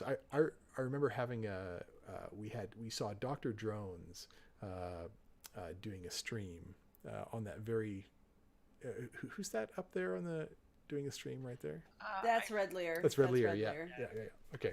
So we had Dr. Drones up there, and he was doing a charity giveaway, and he had he was getting pied in the face, and he was doing all kinds of stuff in order to Oh raise my money gosh. for. I think it was Extra Life. Can't remember 100%, but Yeah, some charity stream. yeah, and he raised quite a bit there, and he did a great job. And we were sitting watching Twitch with everybody in the bar, kind of watching us interacting with this show that was going on, and we were tipping and donating and chatting, and he was talking to us through the screen, and everybody in the bar was just blown away. And of course, people are drinking and just kind of chatting like, "What's going on here?" It's pretty The cool. man on the TV is talking to you. It was pretty fun. Yeah. It was pretty cool. Another note on Bar Citizen, PAX East Bar Citizen is in 2 weeks, I think, and that is up on the Bar Citizen website. So anybody who's going to PAX, make sure you check out the Bar Citizen website for details for that Bar Citizen. It's usually huge. They usually have like 100 people show up. Tyler and Jared.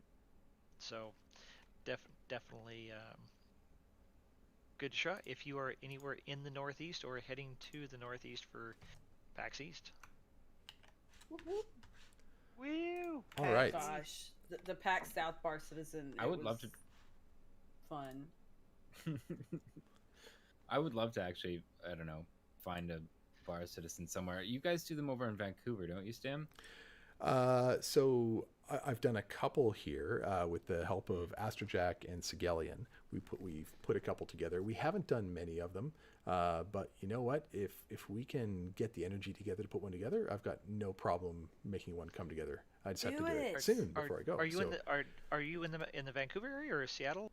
I'm across the water on the island. On the island, yeah. Vancouver Island. Okay. So what I'll do is I'll talk to Sigelian. We'll get him to come down. We'll get Astro to come into town and a few other guys. And then at least we have 6 or 7. That's how math works. Yeah. And then it'll end up being a few more. It'll build. It'll be fun. I might be able to bring a couple from the island with me. Split ferry costs. Oh my God, ferries are so. Yeah. How much is it now to go across the ferry in a car? It's like 200 for one person In a car. What? No, in a car with one person, it's $80. Okay. But What? Yeah. Holy crap! What kind of ferries y'all be having down there? It's an hour and a half. It's an hour and a half. It's a long crossing, ferry ride. and it's really nice. it doesn't matter. No, it's an hour and a half across the Puget Sound, and that I costs could like buy- $250. I could buy a paddle boat for $80. Okay, Yeah. but hold on. We are talking about Canadian pesos, so it really is. It only is $8. Oh, that's right. That's only like 20 I'm bucks. sorry, Stim. Do not try to defend BC ferries. It was a brilliant idea our government had to turn it into this government, semi-private crown corporation, and they think they're a cruise line now. And Okay, true. But They're how, gonna pay too much. security for the Royals over there now, right? so to eat food on BC ferries, it's like $18 for a burger. Oh my Wow. god. You do get fries. And And it's it's White Spot. Do you know what White Spot It's is? a garbage, fast foodie kind of.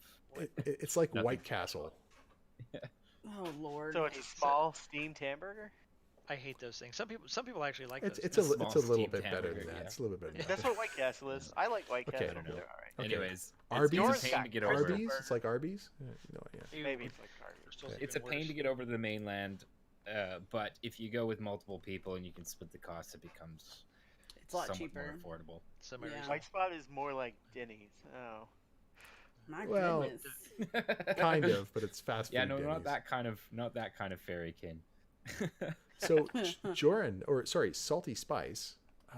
This is a video that you did. This is on Saturday, was it?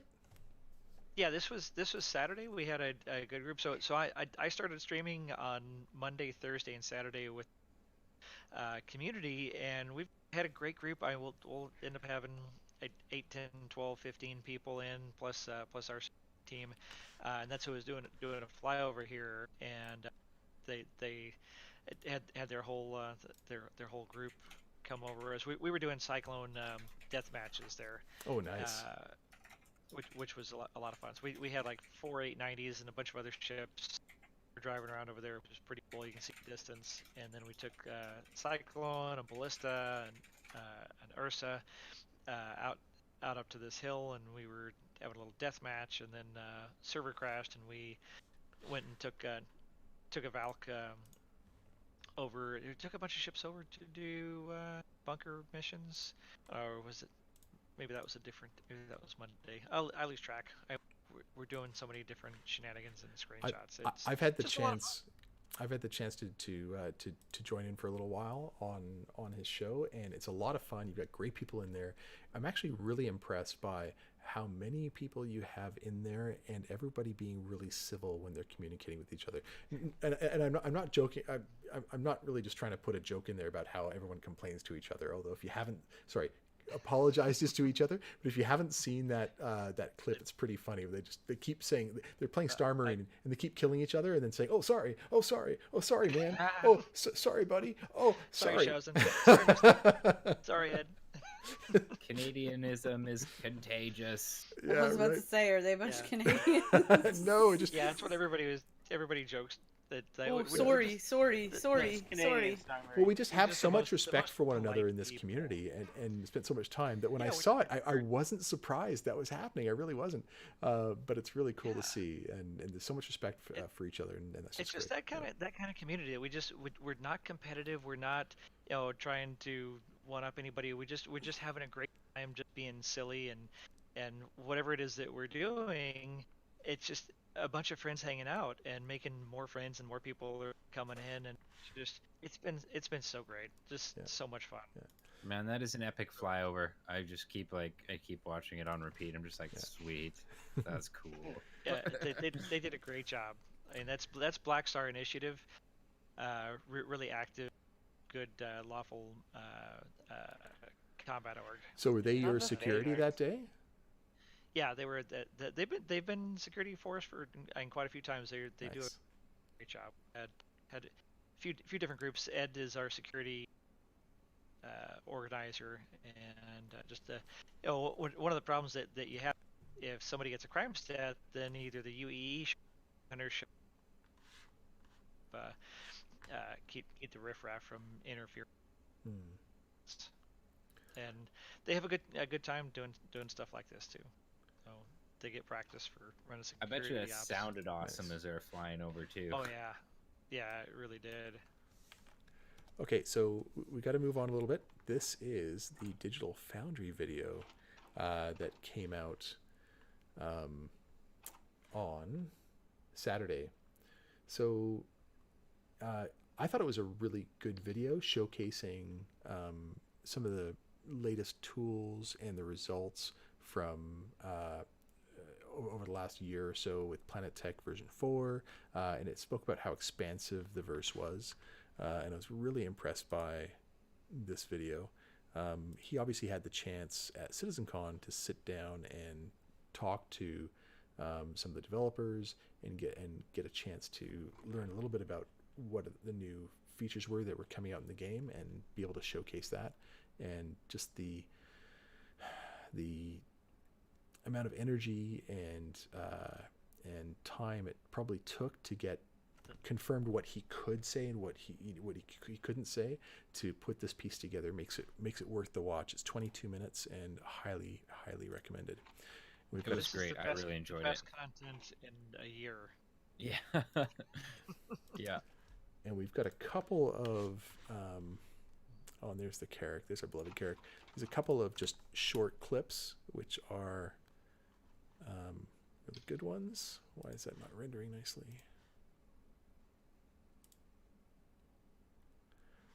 Okay, so this is the zoom out from the back of the buggy all the way to orbit.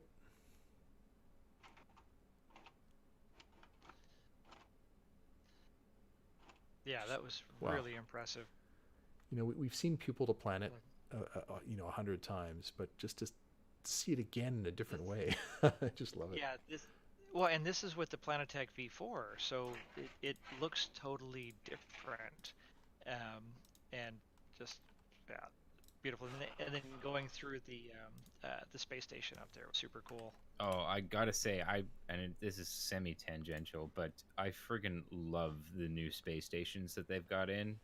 Oh, I can't yeah. wait to see like them continue to tweak the interiors, but yeah, I just think that they are epic, and I can't wait. Apparently, these aren't even the large stations. I can't wait to see some of the large stations. Yeah, because I think I was talking with somebody earlier this week. We were talking about like, there's gonna be ships that can't even land, Yeah, right? And Javelin. so, yeah, and I'm like really excited to like finally have ships like that in the game, and like Isn't to that- have these giant places to spawn them in. Isn't that the javelin that's wrecked on Daymar? Isn't that actually like an oopsie crash where like some captain brought it too close into a gravity well and then ended up crashing it? I think that's the lore behind it. I believe so. Probably. Oh my god, if he survived that crash, that guy is getting court-martialed. I don't even want to know how much a javelin costs. And you just crashed it into a moon. Good job, noob. It'd probably be an NJP, not really a court martial, but I don't know military terminology, but that guy is losing his damn job. But you're assuming he just drove it into the moon. It's basically what it was. Is it not at least from what I damaged? remember in the lore? Oh, it's it was lore. like- Oh, okay. if I remember, I think I can't remember if Paul did something on this or not, or if it was like written up somewhere. But it was an engagement, and it basically was like he risked too much and skirted too close to the gravity well, and then couldn't escape, and the ship crashed or something. I don't know. I think Ouch. that's what it was. How many Yeah. times?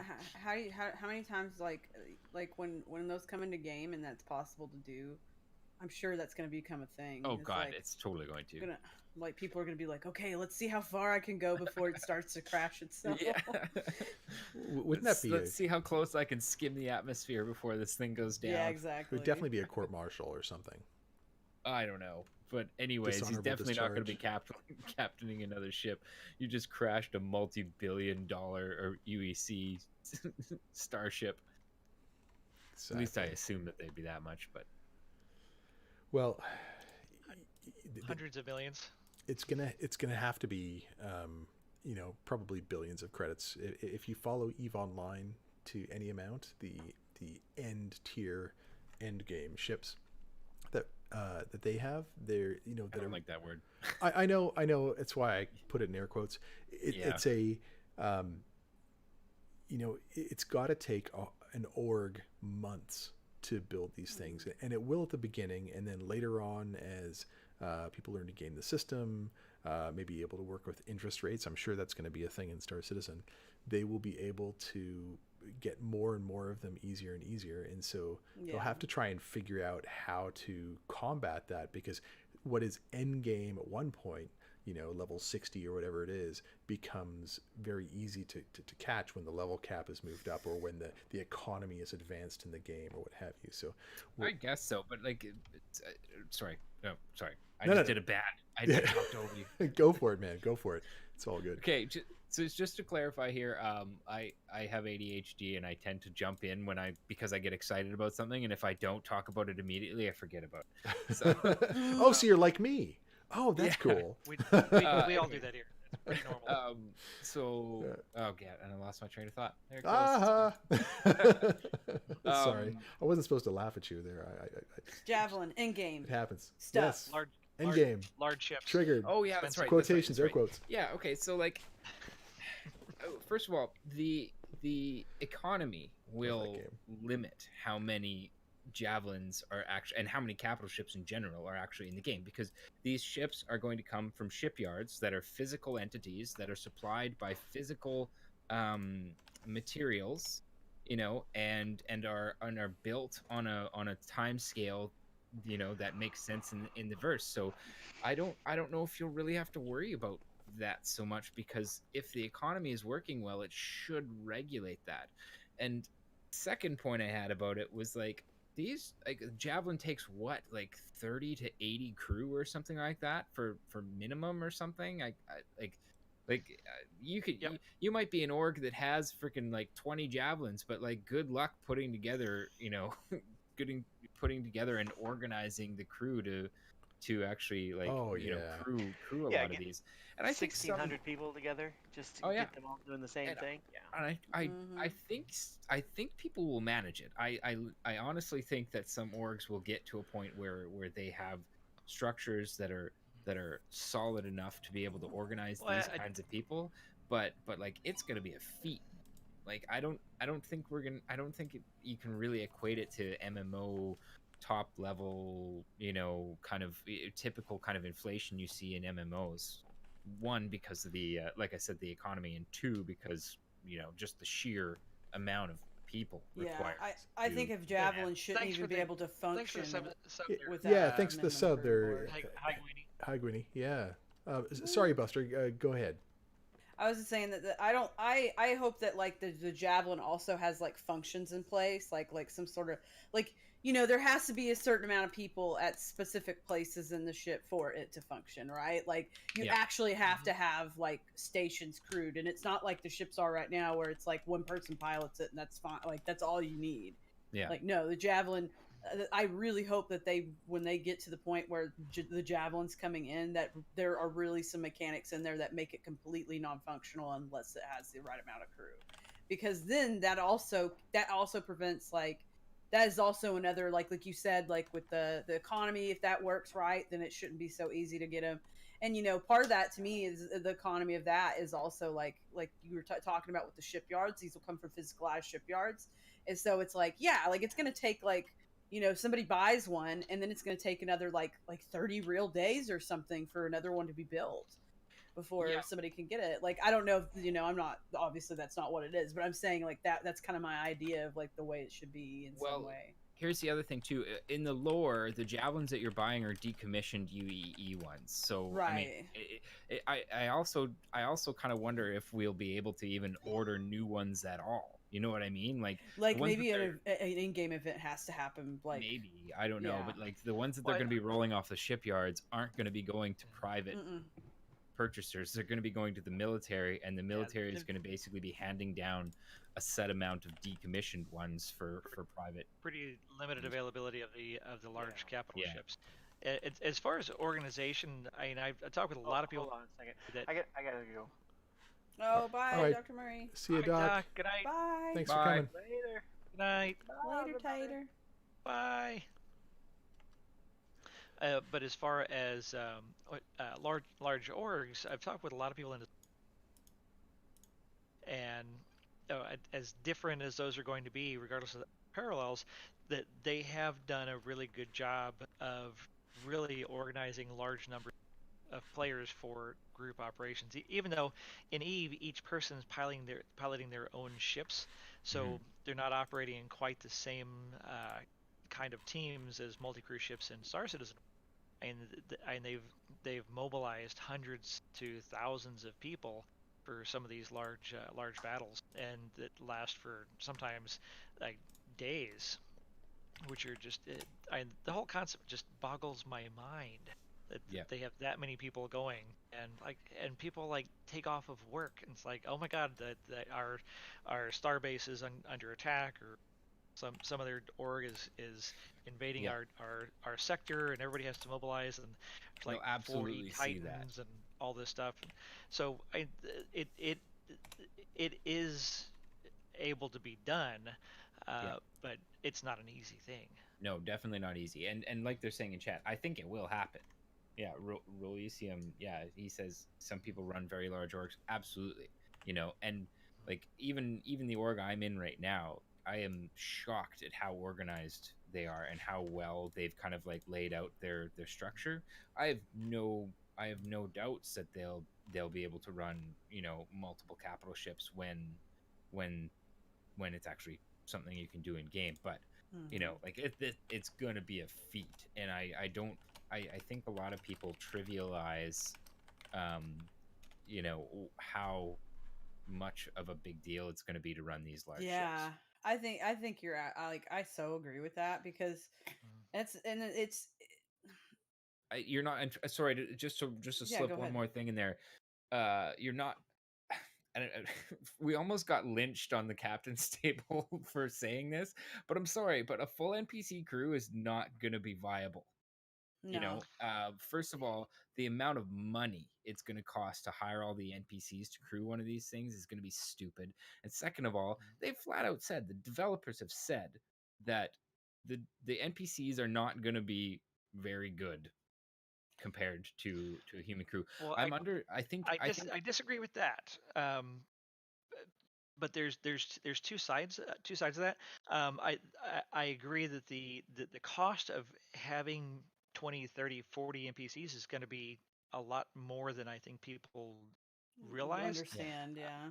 But at the same time, there will be massive amounts of with some people and some large orgs. Yeah. But I've had a lot of conversations specifically about this because in running the jump club, like Sloppy Floppy and a lot of these other folks were they individually they own massive fleets of capital ships. Yeah. And so we have these conversations of how are you going to crew this, and how do you have an org like you do, or are you going to have NPCs? And like prior to the yacht club community, I really saw myself as a lone player, probably flying nothing bigger than my 890 or my Banu Merchantman with five or Right. six NPCs, and that seemed reasonable to me. And so was really studying everything they said about the efficacy of NPCs. And Todd Pappy, or not Todd Pappy, Tony Z really talked about it at the CitizenCon in Austin. That their intent is for them to be able to function depending on their rating, as well as a player. But the caveat Chris has countered that is though. their flexibility. Chris hasn't countered that in the past year. Um, so I operating on newer Yeah. information by Tony Z, and then also the gentleman with the beard from Germany, blanking right now. Brian But Chambers. no, the big Viking the dark haired guy who works right Oh. below Brian Chambers, and I know his name. But he had a Calling All Devs show back when we had that great program, and they were talking about how the NPCs a lot. Um, they'll have different efficiency ratings. Like you might have an NPC who's really good at turreting or engineering, Like a but character sheet, like in a game, right? Like yeah, your exactly. charisma They'll have stats high, stat. but your wisdom stats Right. low, or whatever. Yeah. So what I think the drawback there will be is their flexibility. And Yes. what Yeah. he was saying was that they'll have their normal 24-hour routine where they are on station, they're off station, eat, they go to sleep, and then if there's combat or something going on, then they go to a red alert status and they go man their battle stations. But how do you can't really communicate specific things that you want Precisely. done like Yeah. you could with Yeah. a human crew. At Yeah. the same time, you're not going to be losing It, people to, oh, I got to go to the bathroom, or my it, See, mom's calling me, or my kid fell down and hurt his knee, and like it right in the yeah. middle of a battle. It's like, sorry, I got to go. It frustrates me how many people like how many backers really seem to think that like, oh yeah, I'm gonna work really hard and I'm gonna get this giant bunch of ships and I'm just gonna have NPC crews, and it's like, see, why? eh, What? How is that fun? How is okay, that fun? regardless of how regardless of it being fun, frankly, and this is something I think Paul brought up, you can't do that because then some rich asshole basically can jump in there soloing a javelin basically and just go gib noobs because, Yeah, that's exactly. I totally I agree. think ultimately what will end up happening is um it'll be a sweet spot. Like at the end of the day, turret gunners are great places for NPC crew, and I think in these larger Agree. operations, I think you'll end up having orgs fielding fleets that are or fielding ships that are partially manned by NPCs, but the critical positions are manned by people. Yeah. Because like you And said, the flexibility of NPCs, like having to micromanage what every single NPC is doing with probably, let's be honest, some clunky UI, is Yeah. going to be a pain in the ass. And Yeah, and I there's think only so much you can do of that spread yeah, amongst. I mean, how many turrets are there on a javelin? It's okay. Well, that group to target that ship, and you want this group to target that ship, and you can't manage all that. But if you have, say, if you had a 10 human weapons players, operator who's yeah, designating targets to your turret operators, exactly, you multiply your effectiveness over. yeah, Okay, well, you may have 10 players, The and then each of delegation those of is controlling duty. 5 yeah, NPCs. exactly. Then you've got 50 potential crew on your javelin, and that's reasonable, but it's still going to be expensive, and because you Oh still yeah. have to pay Well, those they've 40 NPCs, they whatever. flat out said that capital ships are going to be money sinks. Yeah, Like they're going to be fucking expensive to run, and I think that's going to be one of the major expenses is having NPCs to crew them. Because yeah, also, like you said, like humans aren't always going to be there. So and I don't know where they're eventually going to fall on this, but they have mentioned or at least they're contemplating having these larger ships being permanently in game. They don't despawn when you despawn or when you log out. So I think there's going to have to be a blend of NPC and player crews for these larger ships to make Honestly, them effective. these big groups like these orgs and stuff, like I hope a lot of them that plan on this kind of gameplay are in some are at least global, or have people basically like available, like yeah. like in shifts 24/7 almost. shifts. Yeah, pretty much Now, Yeah. is how they're going to have to operate them. I don't want Yep. Star Citizen to be more than a job than it already is for Yeah. myself personally. But at the same time, like again, like I could just I never get how people think that they're just going to be fine playing by. Like I understand, like there's people like Joe was talking about, like when he was first before all this, before Yacht Club, all this, like he was perfectly fine, just kind of doing his thing. But he also wasn't but it sounded like you weren't expecting to like have a javelin by yourself. And I think that anybody who expects something like a javelin on their own is like living in la land, because it's never. And I'm sorry, if CIG was allowing people like a single player to operate javelins, I would have backed out of the whole thing many years ago, because to Yeah, me I that's blasphemy. I think there's definitely some irrationality based on people's previous game experience where Right. bigger is better. It's like, oh, I want to have these massive capital ships, or Yeah. like Or I haven't I want played to World level of my Warships, character but I up to want a the battleship. max. I want Yeah. to I want have Yeah. the Yeah. to biggest, baddest, deadliest ship possible, and I want to go over there and pawn noobs or just have a fleet Yeah. battle. It's like I want to have the biggest ship in the fleet battle because like that's where my ego happens to be. Yeah. So people are used to gaming the game instead of actually playing the game. speaking about Yeah. biggest baddest ship possible, we have additional funds other than just the Heart Seeker that we've given away. So we've actually got a little over $400 come in tonight that has not been taken by Twitch that we can actually give away. We've given away 195 of it. We still have remaining a balance of.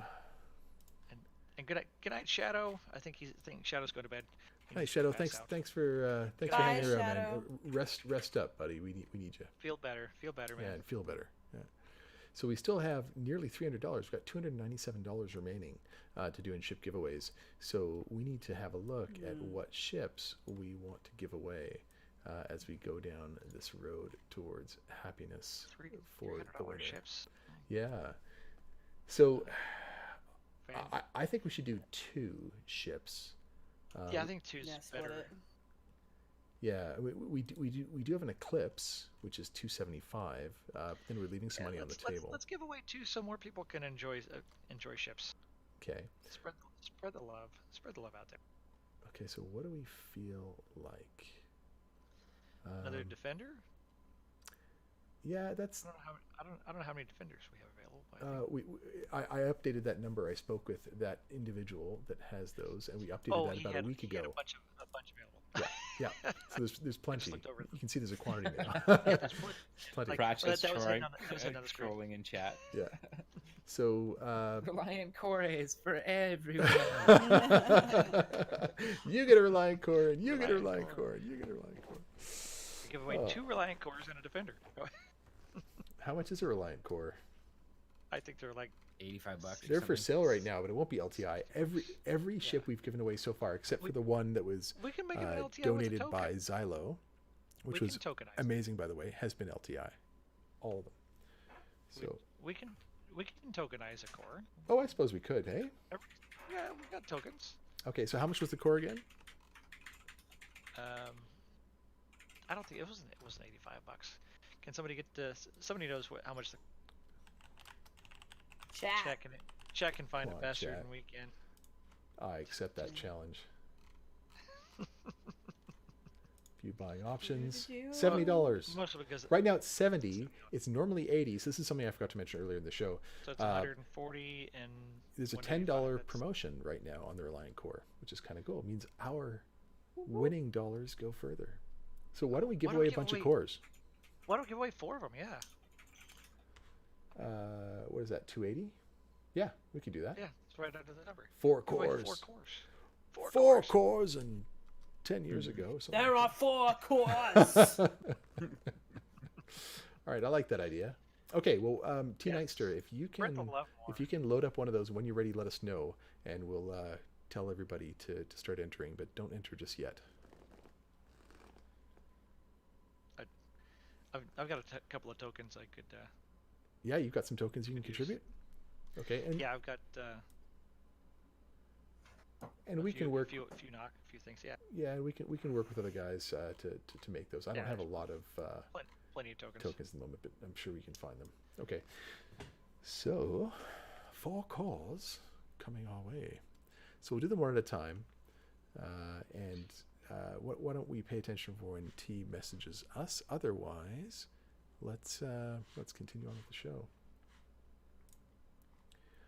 Okay, so Pillar Talk that's is right, we what's have a up, show. and we've spoken about Pillar Talk quite a bit already in this show. So I don't want to hammer it to death. Jordan, have you gotten out like your beef about it, or you know? Yeah, I think I've expressed my feelings about it. Okay, anybody else want to talk about Pillar Talk before we move on? It was filmed at CitizenCon, obviously. Yeah. Yeah. What did y'all take away that you liked about Pillar Talk? Like, Like I said at the beginning, for me it was whatever Tony Z said, and then also Brian Tracy when he spoke about Theaters of War. I was one of the few that was able to actually play Theaters of War, and he spoke about the rush mode. You know, kind of where you have to achieve one objective before you can move on to the next objective, and the fact that it was on not just a two-dimensional map, but also you then went up to a space station, in order to move to the next phase, or they can reverse it. That whole part was just huge to me. And while right now they've got some character synchronization issues, when they get that all fixed, it's just going to be amazing. Everything that we love about Star Citizen, but like a real FPS. Yeah, but even beyond just going up to the space station, where you've got a whole planet, and they could take the scenario around the entire planet, or to multiple planets across the star system, or even to multiple star systems. Like They could, but how do you? So and it starts making the timeline a bit bigger. Not a little bit more difficult to have a 30-minute play session, and really what I liked about that, and though he had a whole hour show on this weeks ago. This was all kind of repetitive, but again, the fact that they're using existing assets and they can spin up anything that they want, up to fleet battles and capital ship Yes. battles and javelins. Oh, and you idrises stole and- my thing. and yeah. whatnot, which just the there is no limit to what they can do with Theaters of War in time. So it looks like the giveaway is open right now, so make sure you get in, bang, ship me. Again, for those of you that weren't here when we did the first giveaway, the Anvil Hornet Heartseeker earlier in the show, you have to make sure there's 3 things that you satisfy. The first thing is that you love the content and you're contributing and talking in chat. Second thing is that you are following the show, so you need to follow Twitch, not subscribe, follow, and then you need to be in our Discord. The Discord link is has been posted just now, and will probably get posted again in a few moments, so make sure that you're in the Discord. Once you've satisfied those 3 things and you've entered bang ship me into chat, you are automatically entered into a chance to win this Reliant core that we're giving away. And if you don't win the first one, we've got a chance for 3 more. You will need to enter, I think you need to enter every time for each one, but we're excited to give away these 3 ships. Dojin, if you win a second ship, I'm going to be mad at you. That's a good point. Dojin, you can't win again once you've won. Disqualified. Yeah, for each show, you're only allowed to win come one on. ship. Let him roll the dice. He can roll, but yeah, we put like a cooldown for like a month for people that win ships. Oh, Yeah. okay. Yeah. I would have accepted it. I would have just been like, you lucky son of a bitch. Well, at the I very haven't won beginning, a single giveaway. at the very ever. beginning when we started doing this, we had a really core group of 60 to 70 people, and so the same name came up a couple of times, like multiple times. We had the same people win. We give away so many ships. Yeah, and so we're like, no. But we have had people win multiple ships, and they got it because the time period was enough. But we want to make sure that we spread the love around, and those that are contributing to make that possible for everyone is just fantastic. Okay, there's also a poll up right now, guys. So this is one that I raised at the beginning. Are you a Valentiner or an anti-Valentiner? So go ahead and get your votes in. There's only 20 seconds or so remaining. It's the top of chat. And it looks like the anti-Valentiners are getting absolutely scrubbed, drubbed over the head. Oh, Yep. and it's making a resurgence. People are against Valentine's Day.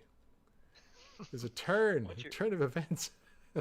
once you brought attention to it.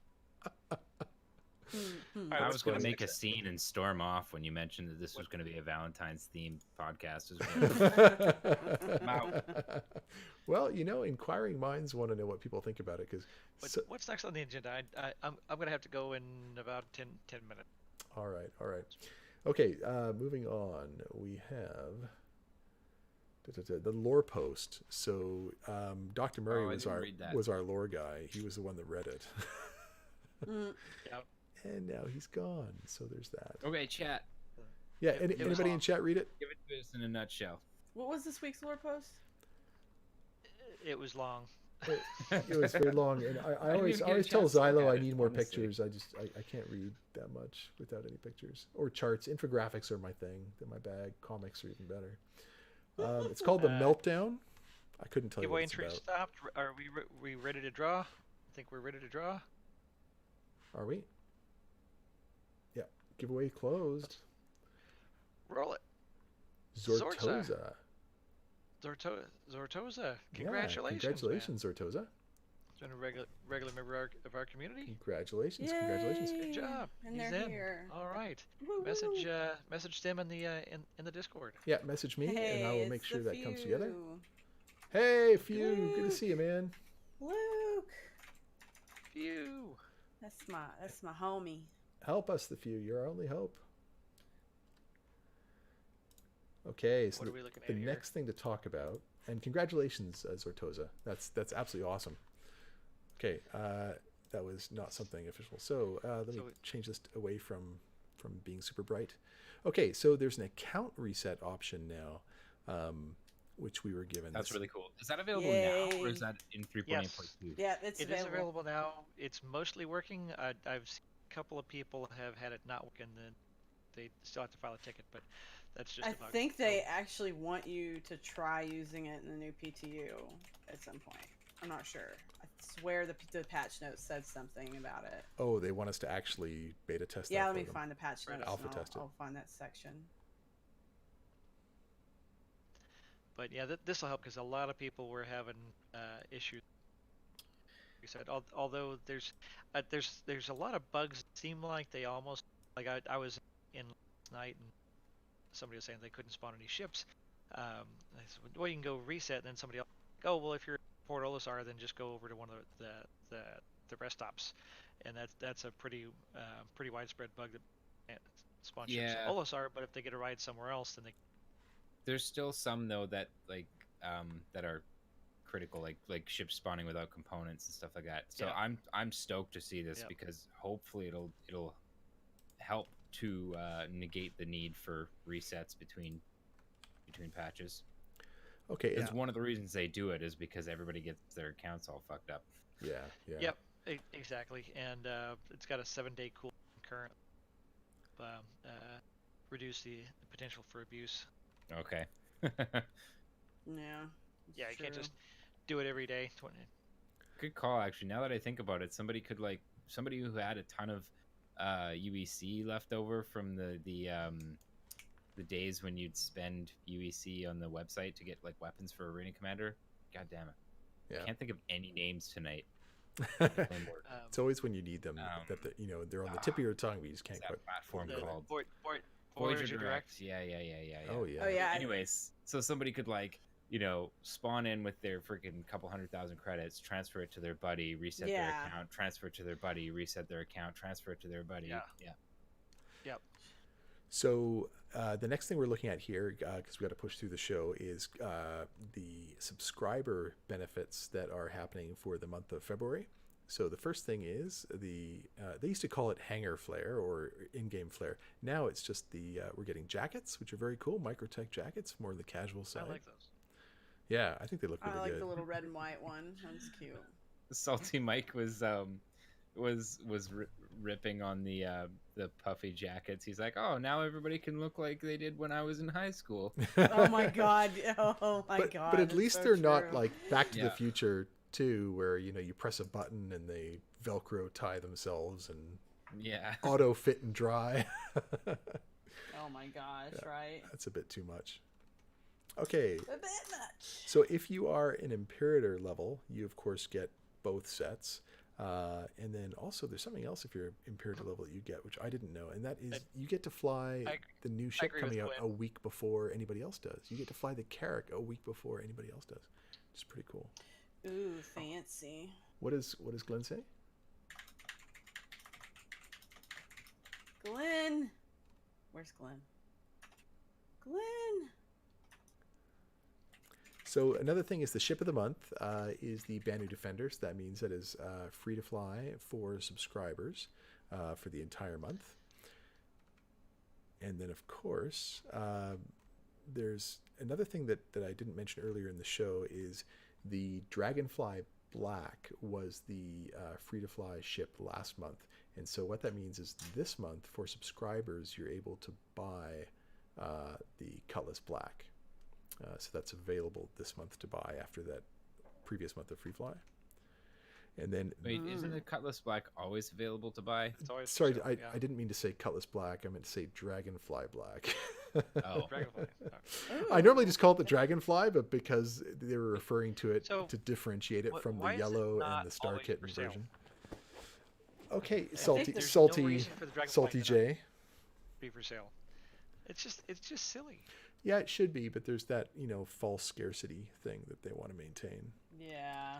People would just buy it all the time. Yeah. Then. I understand. So- If you buy it as a subscriber, does it come with LTI or any like? Can you use it as a token basically? Because otherwise, why the hell would you do that? They're so cheap in Has game. Six months insurance. Huh. It's underpriced in game right now. The bikes and the cyclones are underpriced. Yeah. So, Carrack. Oh my goodness. Carrack. It's canceled though. I told you.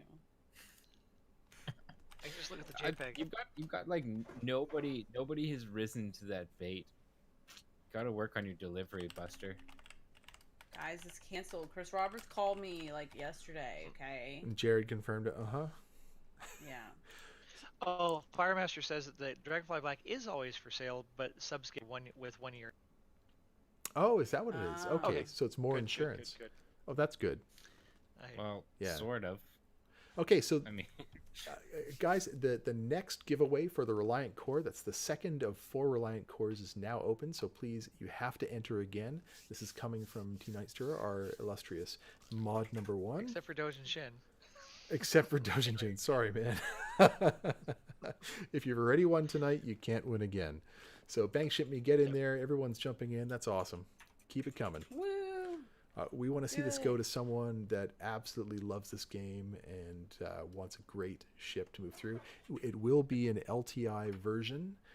We will make it. We'll use a token to upgrade to it, so it will be an excellent token as well. If you're looking for a ship that is more than $80 in value, although you're only going to get $70 in melt value out of it. Because it's for sale right now, which is the awesome promotion that CIG has at the moment for their newly buffed Reliant Core and Reliant series. Okay, so Joran, we have the Anvil Carrack that is coming out.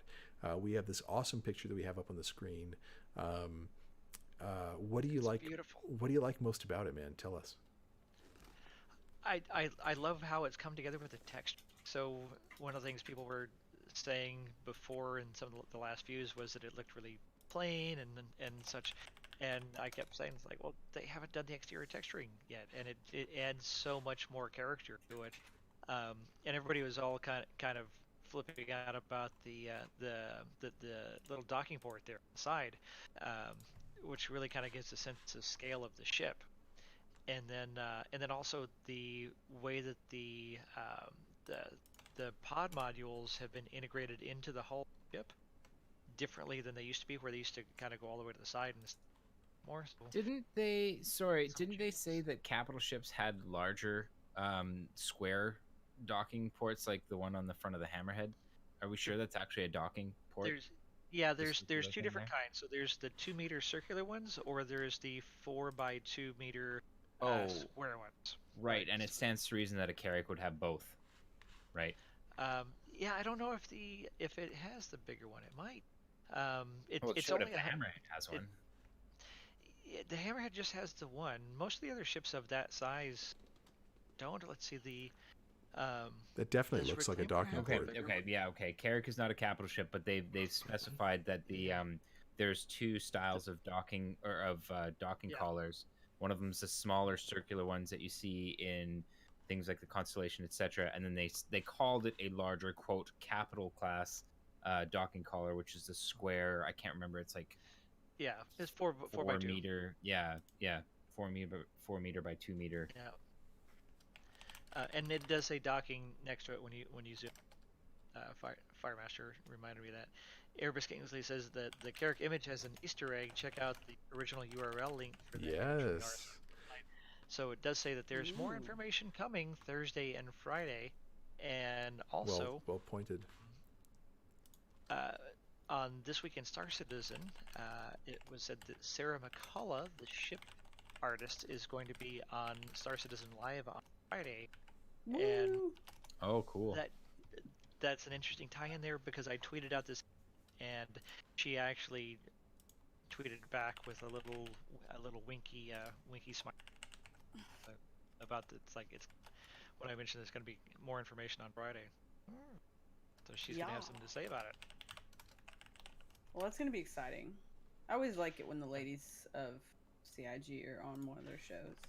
Yeah, they need to have more, but she does such. I can understand why some of them may not want to be on camera too, because I Absolutely. don't know if you guys have ever seen like Star Citizen live chat when there's a woman from CIG on it, but it's always I don't. real dumb. I don't watch the chat. I usually watch the YouTube. Okay, guys, so we're stopping the entries for that Reliant Core, and we're going to do the giveaway now. Sorry to interrupt you, Jordan. Keep going. Per capita, wow. Go. Who's going to win? Moving Who's right going to along. win? Congratulations! Per to Capita you. Live. Congratulations. Yeah, nice Awesome. one. Congratulations, man. That's what, 2 out of 4 so far? Man or woman Yep. or in between or 3. none of the above. Is that the third one? Yeah, The that was the second core that we've given away. Yeah. So We've got 2 more to go. we got 2. That's why I'm trying to push it forward here. So Yeah, Yep, yeah. yep. So, Um, T, let us know when the third one is lined up, and then we'll give people the option to jump right in on that one. And otherwise, continuing on Yeah. with the show. Okay, so we had that, that's most of our that's most of our notes. most Yeah. of our content coverage. Um, So there We could. Oh, there go is ahead. the monthly newsletter. Oh no, we have to go into Q&A. And we yep, also we have have some the questions. lines, the one-liners to do. So let's Yeah. go into the Q&A very first. Okay, so we had a couple questions come in off of the website. Not a lot of questions tonight, which is really interesting, but here they are. Normally we get a lot of questions. So Per Capita Live, our illustrious winner of the Reliant Core #2, asks via the website. It's a lot of questions put into one, but I'm just going to read it out. Do you think that there's ever a place for CIG to put back to cut back on information releases in a specific effort to leave some basic game systems or functions having never been shared at all? Alternatively, do you think that the nature of this being a crowdfunded project requires as transparent a development process as possible, even if it does cause community frustration because of what may be slow development rates? It's a good question. It's a really good question. That's a good question. Yeah. Yeah. Yeah, because To kind of jump in on the, or did you have an order that you wanted to? No, go for it. Just Jump say in, it. Mazo. Just Okay. go. Do it. So to the last part of the question there, I don't think that a Kickstarted project necessitates transparency, but on that same token, I don't think that they would have raised $300 million if they weren't being, Yeah, at least Transparent. they somewhat wouldn't transparent. have this community engagement like they do now. I mean, the content that they put Yeah. out each and every week, they could just be putting out this content and being not overly transparent, just putting out content. They wouldn't necessarily have to have a roadmap out, and they would still be able to raise this kind of money, but that transparency goes that additional length. I'm sorry, I totally spoke over you there. Again, I got excited. It's the ADHD, right? It's there. Wait, Masso, go no, ahead. I was done. Oh, No, were you? I was done. Okay, perfect. Yeah, no, Any- that was it. Anybody else want to riff off that? I Yeah, think well, that. go ahead. Oh, go. I think that. Go ahead. I don't think they're beholden to it, but they've already like set. They've already like. I'm trying to find the phrase. They've already set the pace, and I think it's hard for them to go back on it. If that makes sense. Like, I don't think they could just like if they tomorrow just said, "Hey guys, we're not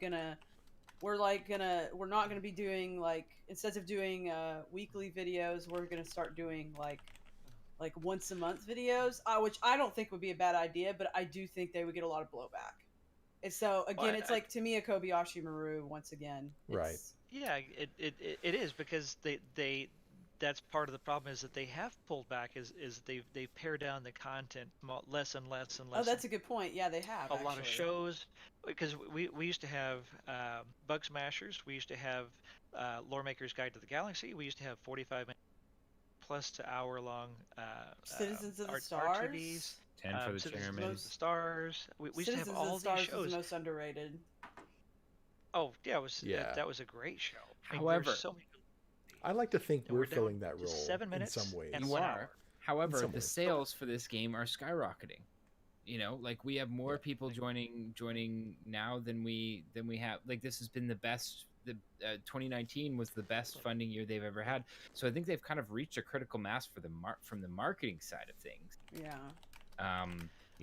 So I think they can afford to close off their Well, transparency there's, now. There's but- there's two sides to that. So every year has been a record funding year. So there's two different ways of spending yeah. that. Okay, that's true. It's also a record spending year where their overhead as well. Mhm. What is a good positive? Because I track in real detail and dive into the financials. Sales manager, and I do this for Cool. my job. That the gap between their spending and their income is actually at a much smaller margin than I was expecting. December picked up quite a bit, and they were looking like they were going to be like basically break even on. They were going to be in the red to where they would have used up their cash reserves. They went into 2019 with about 7 million in cash reserves from Yeah. the overall funding, Yeah. looking like they were going to be essentially in the red from their spending to their income, so that they would use up that 7 million. Well, they have been in the red for like the past couple of years, no? Oh yeah, no, they've been in the red from an operating, from an income versus expenditures standpoint every year, um, but they had enough from the early years because their expenditures have gone up significantly. Yes. Every year they've added 100 people essentially. Yeah. We're at 7 years, 7 to 8 years in, and they're going on close to 700 employees now. So when they were bringing in tens of millions in the early years, their overhead was much smaller. So they had that cash reserve that was built up that they've been drawing down as they've been operating in the red the past few years. So they were in the red about about 3.5 billion last year, and it looked like they were going to be 7. So definitely their income really spiked at the end. My personal theory about the reason that the game is at a much more marketable, playable state that appeals to a lot more people. And if y'all are in game a lot playing, you see the in chat. There's constantly new people. Yeah. Constantly new people, at a higher rate that I think than we've seen prior to last year. I think we saw a huge influx. Yeah, and that's not because of the content. That's because of the game. Well, that's kind of what I'm saying. Like right now, I think that transparency that they had in the earlier years has already paid off, and the game is at a point where it's starting to be something that's close to marketing itself, and that's why I kind of think they're past the point where they need to really care about community videos. But I think that's from one of the sheer business perspective. I think that's one of the hazards, though. It is that people are coming in on to still an alpha state game that has very little of what's really coming over the next several years still, and the trust that they established in the community was that they will be transparent. We're giving you this; it's playable. It's getting to a playable state, but we are going to be as transparent as we can to tell you what we're doing. And I think that's a critical aspect that can't be ignored or changed or neglected. Yeah. See, I don't. Giveaways closed, guys. We're gonna roll for it. See, I don't know about that. I don't know. Like this is anecdotal, admittedly, but like Linear. Mostly. Oh, sorry. Linear, awesome, man. Congratulations. Man. Awesome. Been watching for a long time. Have one song is your time, buddy. Yeah, and he's been playing with us in our weekly get-togethers. Nice. Real active in our group. So that's great to see. Congratulations. Fantastic. Go ahead again. I was just going to say, go ahead and contact Stim Citizen. That's myself, Stim Citizen. My name is not Canadian Bacon. in Discord, and I will make sure that we get that to you in the next few days. Okay? Woo. Perfect. Congratulations, Linear. And I look forward to playing with you in one of Jordan's streams that he does throughout the week. So it'll be a lot of fun. Okay, the last giveaway, T Nightster is queuing that up for us. So this is Q4 of 4 that we're going to start giving away. T, is that ready to give away? There it goes. There we go. Giveaway is live. Okay, so go ahead and enter. Exclamation point, ship me in chat. Or Good bang luck, ship everybody. me, as the kids say.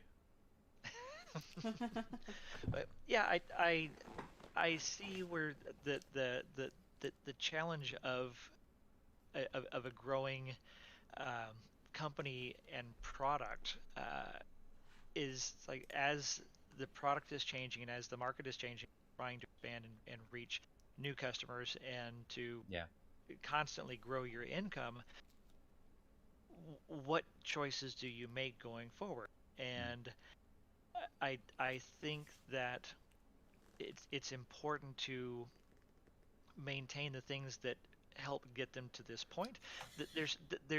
They're still making as much as they always have from an income for subscription.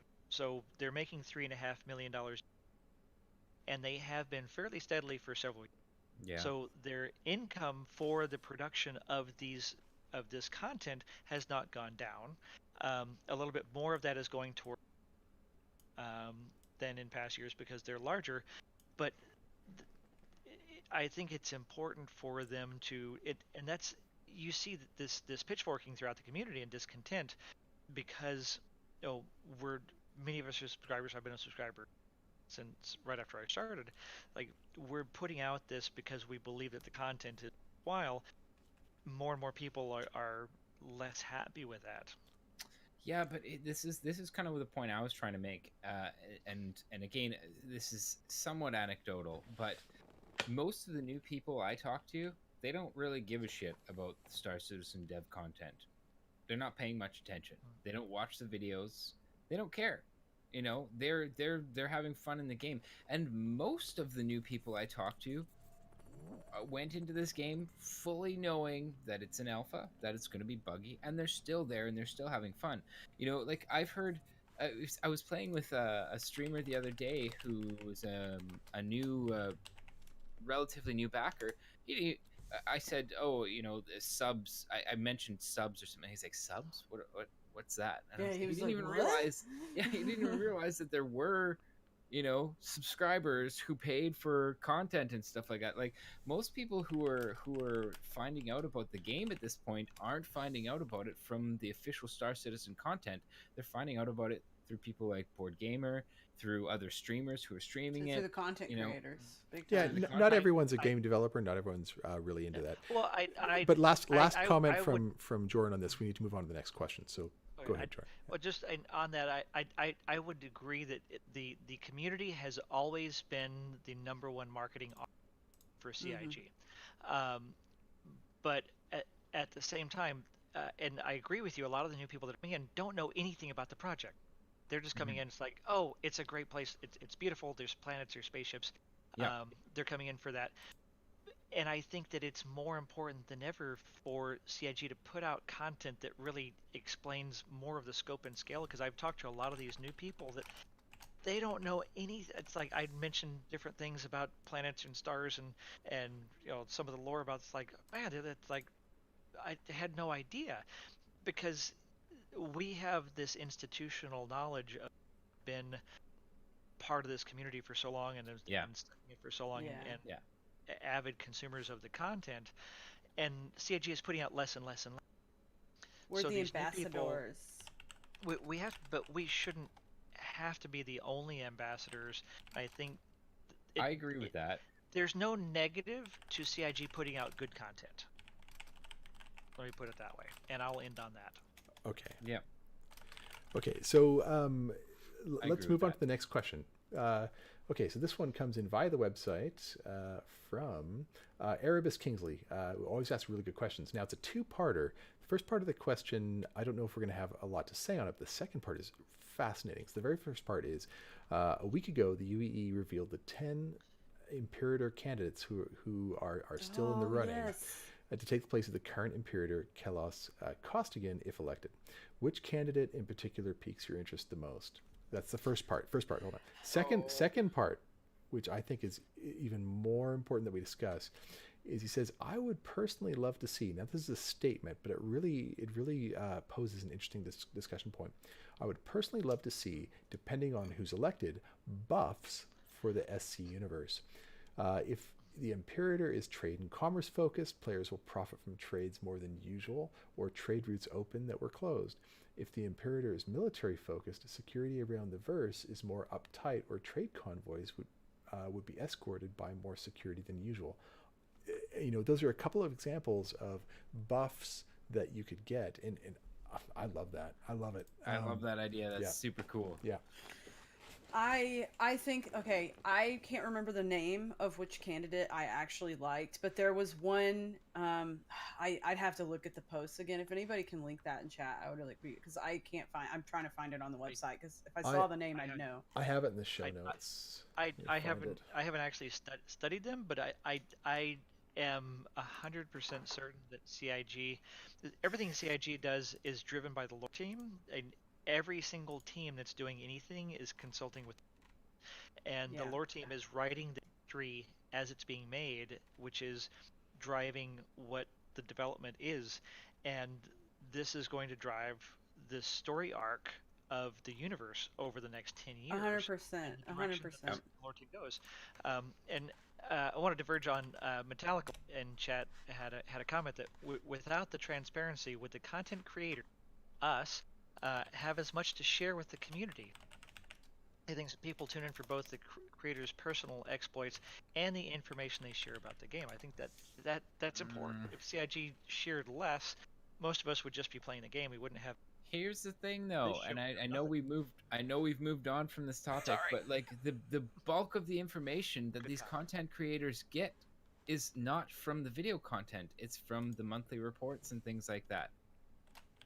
That's Other than where you Lord get the. Gamer, who he spends a whole show out of the least little thing, but he's different. Yeah. I do agree with you. I think there's Anyway, a lot more meat in the monthly report that yeah. To go nobody back to reads. this, the reason people were laughing in chat, the reason I went, oh, is because I actually saw the lore post for this go up, and I thought it was cool, and then I didn't look into it, so I actually don't. I have to look before I can even answer this question. Yeah. I think it's really cool though, the concept of putting, like, I don't know, I'm like pretty. I won't say I'm like into politics or anything, but I follow, our politics up here in Canada reasonably closely, and I love the idea of there being some like kind of like, yeah, of there being politics in game and then actually having it affect the universe. I think that's Yeah. really cool. And I don't think we have to lay it out pull by that saying, off. like a +2 to public Yeah. relations or No. anything. Sure. But just those buffs would be kind of neat. And if they can do it in an organic way, that would be great. If you read the lore post, wait a second, let me talk. If you read the lore post, you really get a sense of what each person wants out of like what they want to put forward into the universe, out of being Imperator. And going back to what I was trying to say earlier, it was Sherrod that I was most interested in, and I'll quote her. She said, "Words will only get us so far. It takes real work, focus, and dedication to make tomorrow better than today.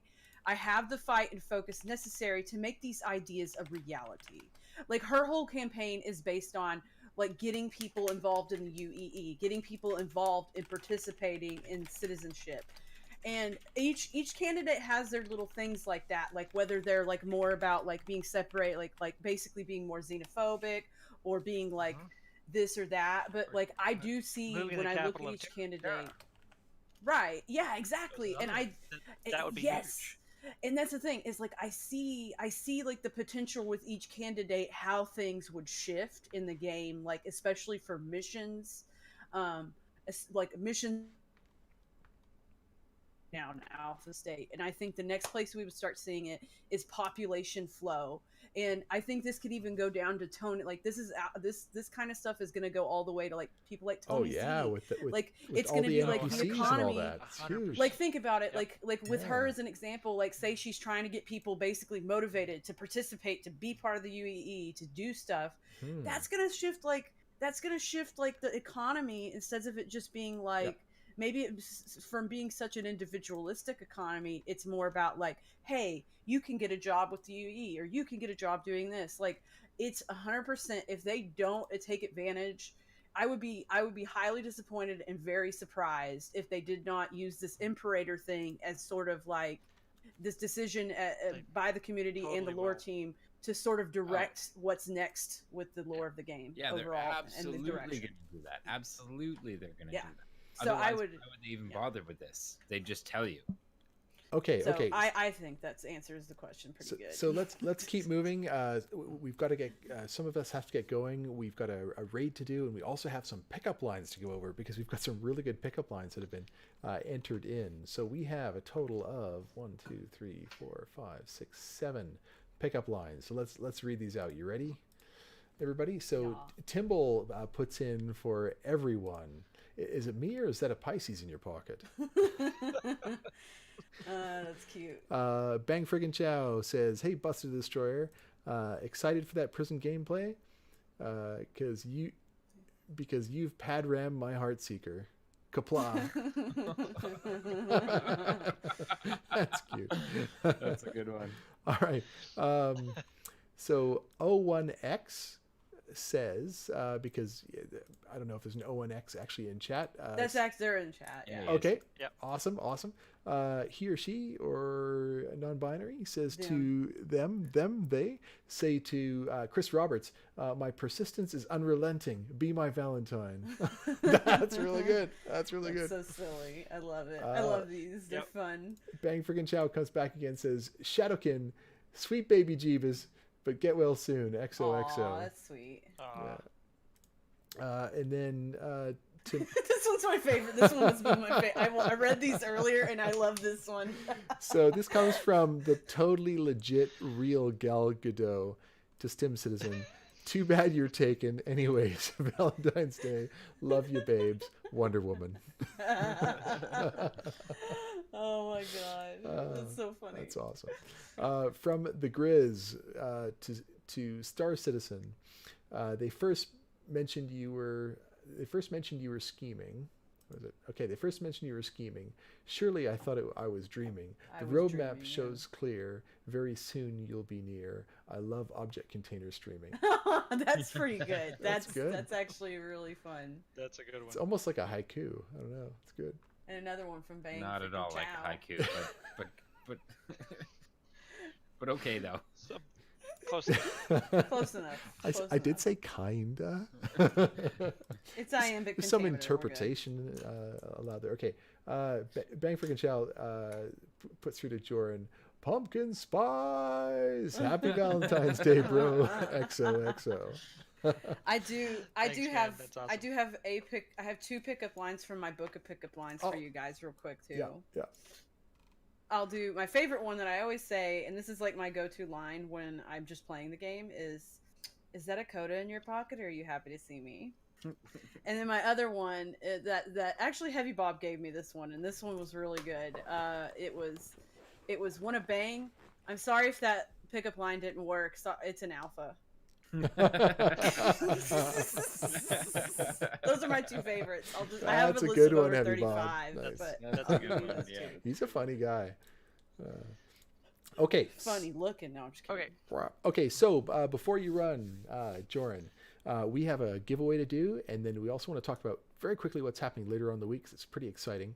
While that is being rolled out, to go ahead on the 13th, which is tomorrow, there's Inside Star Citizen. It's to be announced what's coming, but it's probably be about the Carrack, I'm hoping. On the 14th, we get the RSI newsletter, roadmap updates, subscriber vault update, and then again Star Citizen Live, which again is to be announced, probably about the Carrack. Elner Or it'd be amazing if it would. 357 has 1 client. Hey, Elner 357, congratulations, oh shit, man! that's my buddy Matt. All right, Yay! Elner, are you in chat? Are you still there? yeah, buddy. Congrats. One Yeah, of the few Star Citizen nerds I know here in Victoria. is he? Oh, cool. Is he in chat though? He's got to respond. So you Is do he have to still here? respond. Otherwise, we Well, give it you away can't- to somebody You else. can't have passed out and gone to sleep like If this happens, this is only the 3rd time in over a year that this has happened. Oh no, Matt! You've- come Might have on. Matt, buddy, you got 30 passed out. seconds. 30 seconds to respond. I He's know the passed show out. does go late. He's not even in the list. yeah, we do. Go Okay.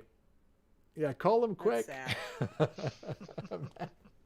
Oh, sorry, Matt. Oh, these things Sorry. do better luck, happen. next, better luck next time. They do Like, happen. drink more coffee. T-Night's just holding Oh, the he time. just down responded to nicely. me. Oh, did he? Did he really? Yes. Okay. Screen grab. Send it through to show. Not Not. I'm just gonna get him to respond in chat. Okay. Yeah, We'll, respond in chat. Hurry up. we'll give him a few Hurry extra up. seconds because of that. Hey, there it is. There Okay, he awesome, is. awesome. Woo! You almost didn't, man. Congratulations. Yeah, Good thing you made it back. maybe he needs to share that with you. So if it ends up being CCU'd all the way up to There a you javelin, go.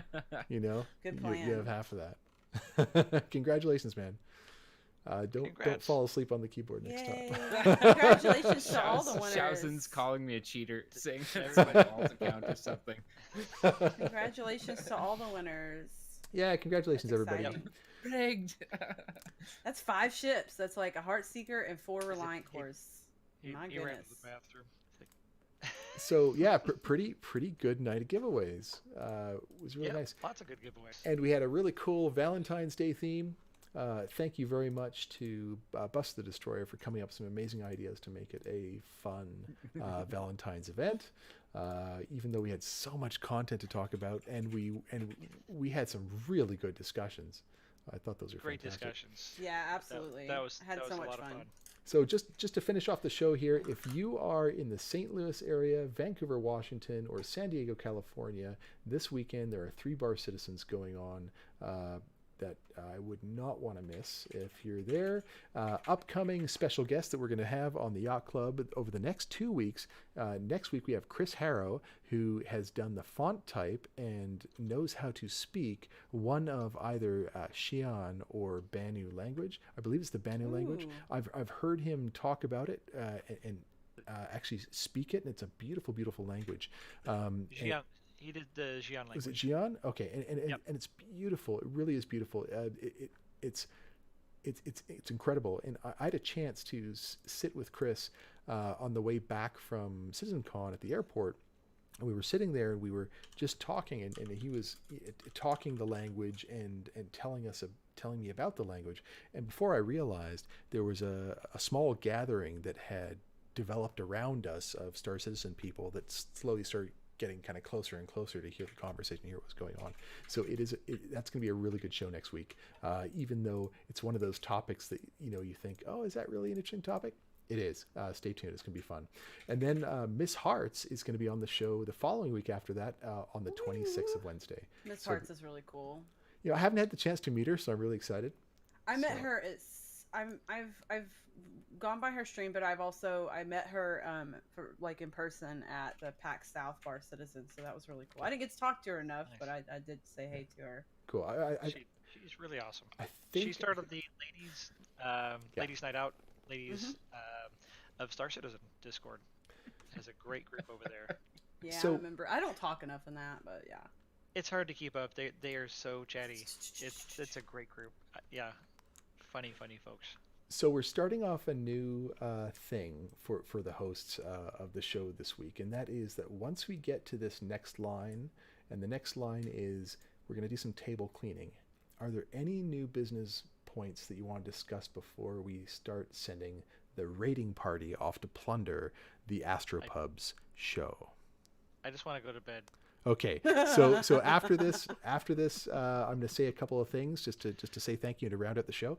But I want to make sure that there's no more comments after this. So go ahead, Teen Heister, and get us rolling on that raid. So thank you everyone for joining us. Thank you MasoKast and Bust the Destroyer for joining us. You're fantastic guests.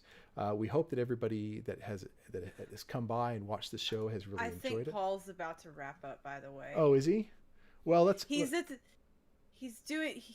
Okay, I'm Well, sorry. I don't mean to. Yeah. Well, if he hasn't wrapped up, let's jump in there and raid. Yeah, let's just go. Let's jump in and raid Yeah, him because he's He can such a send great guy. everybody We've to spoken somebody- about it. to the next Yeah. group. But before we go real quickly, why don't we hear from Okay, you, he's keeping- Buster, on when you stream, and then we'll give time for MasoKast. And just keep in mind that the ticker is going, so only about 15 seconds. Yeah. Tuesdays, Wednesdays, 7 p.m. to 11 p.m. Central Standard Time Zone of the United States. And then on Thursday nights, I do the Night Crew show for a couple hours. And then right after that, I do another stream on my own channel. Just go to my channel, but twitch.tv/BustedDestroyer, and you'll be able to see my schedule down in my panels below. And that should convert to your time zone. So yeah, come see me. Thank you so much for having me, guys. Mwah. And she's awesome. Maso, where can they see you? I'm on twitch.tv/MasoKast, like you see on the screen there. I stream Tuesdays and Thursdays from 5 p.m. Pacific to about 8 p.m. Pacific. Right now, I'm looking to add a third day. I'm pretty much a noob at streaming and stuff like that, but like I love just talking about Star Citizen stuff. So if you just want to come and bullshit and chat, like absolutely do that. Or if you want to come jump in a multi-cruise ship, that's also kind Okay. of what I'm going for. I've got to cut you off for rating in 5 seconds. Everybody, please put up your glasses and just cheers everyone and say thank you so much for having a great time. Really look Good night, forward everybody. to It's a saying great time. and say It'll hi be to fun. Paul for us. Cheers for now. Was the raid cast? Oh, there it goes. Yeah. Sorry. So and let me just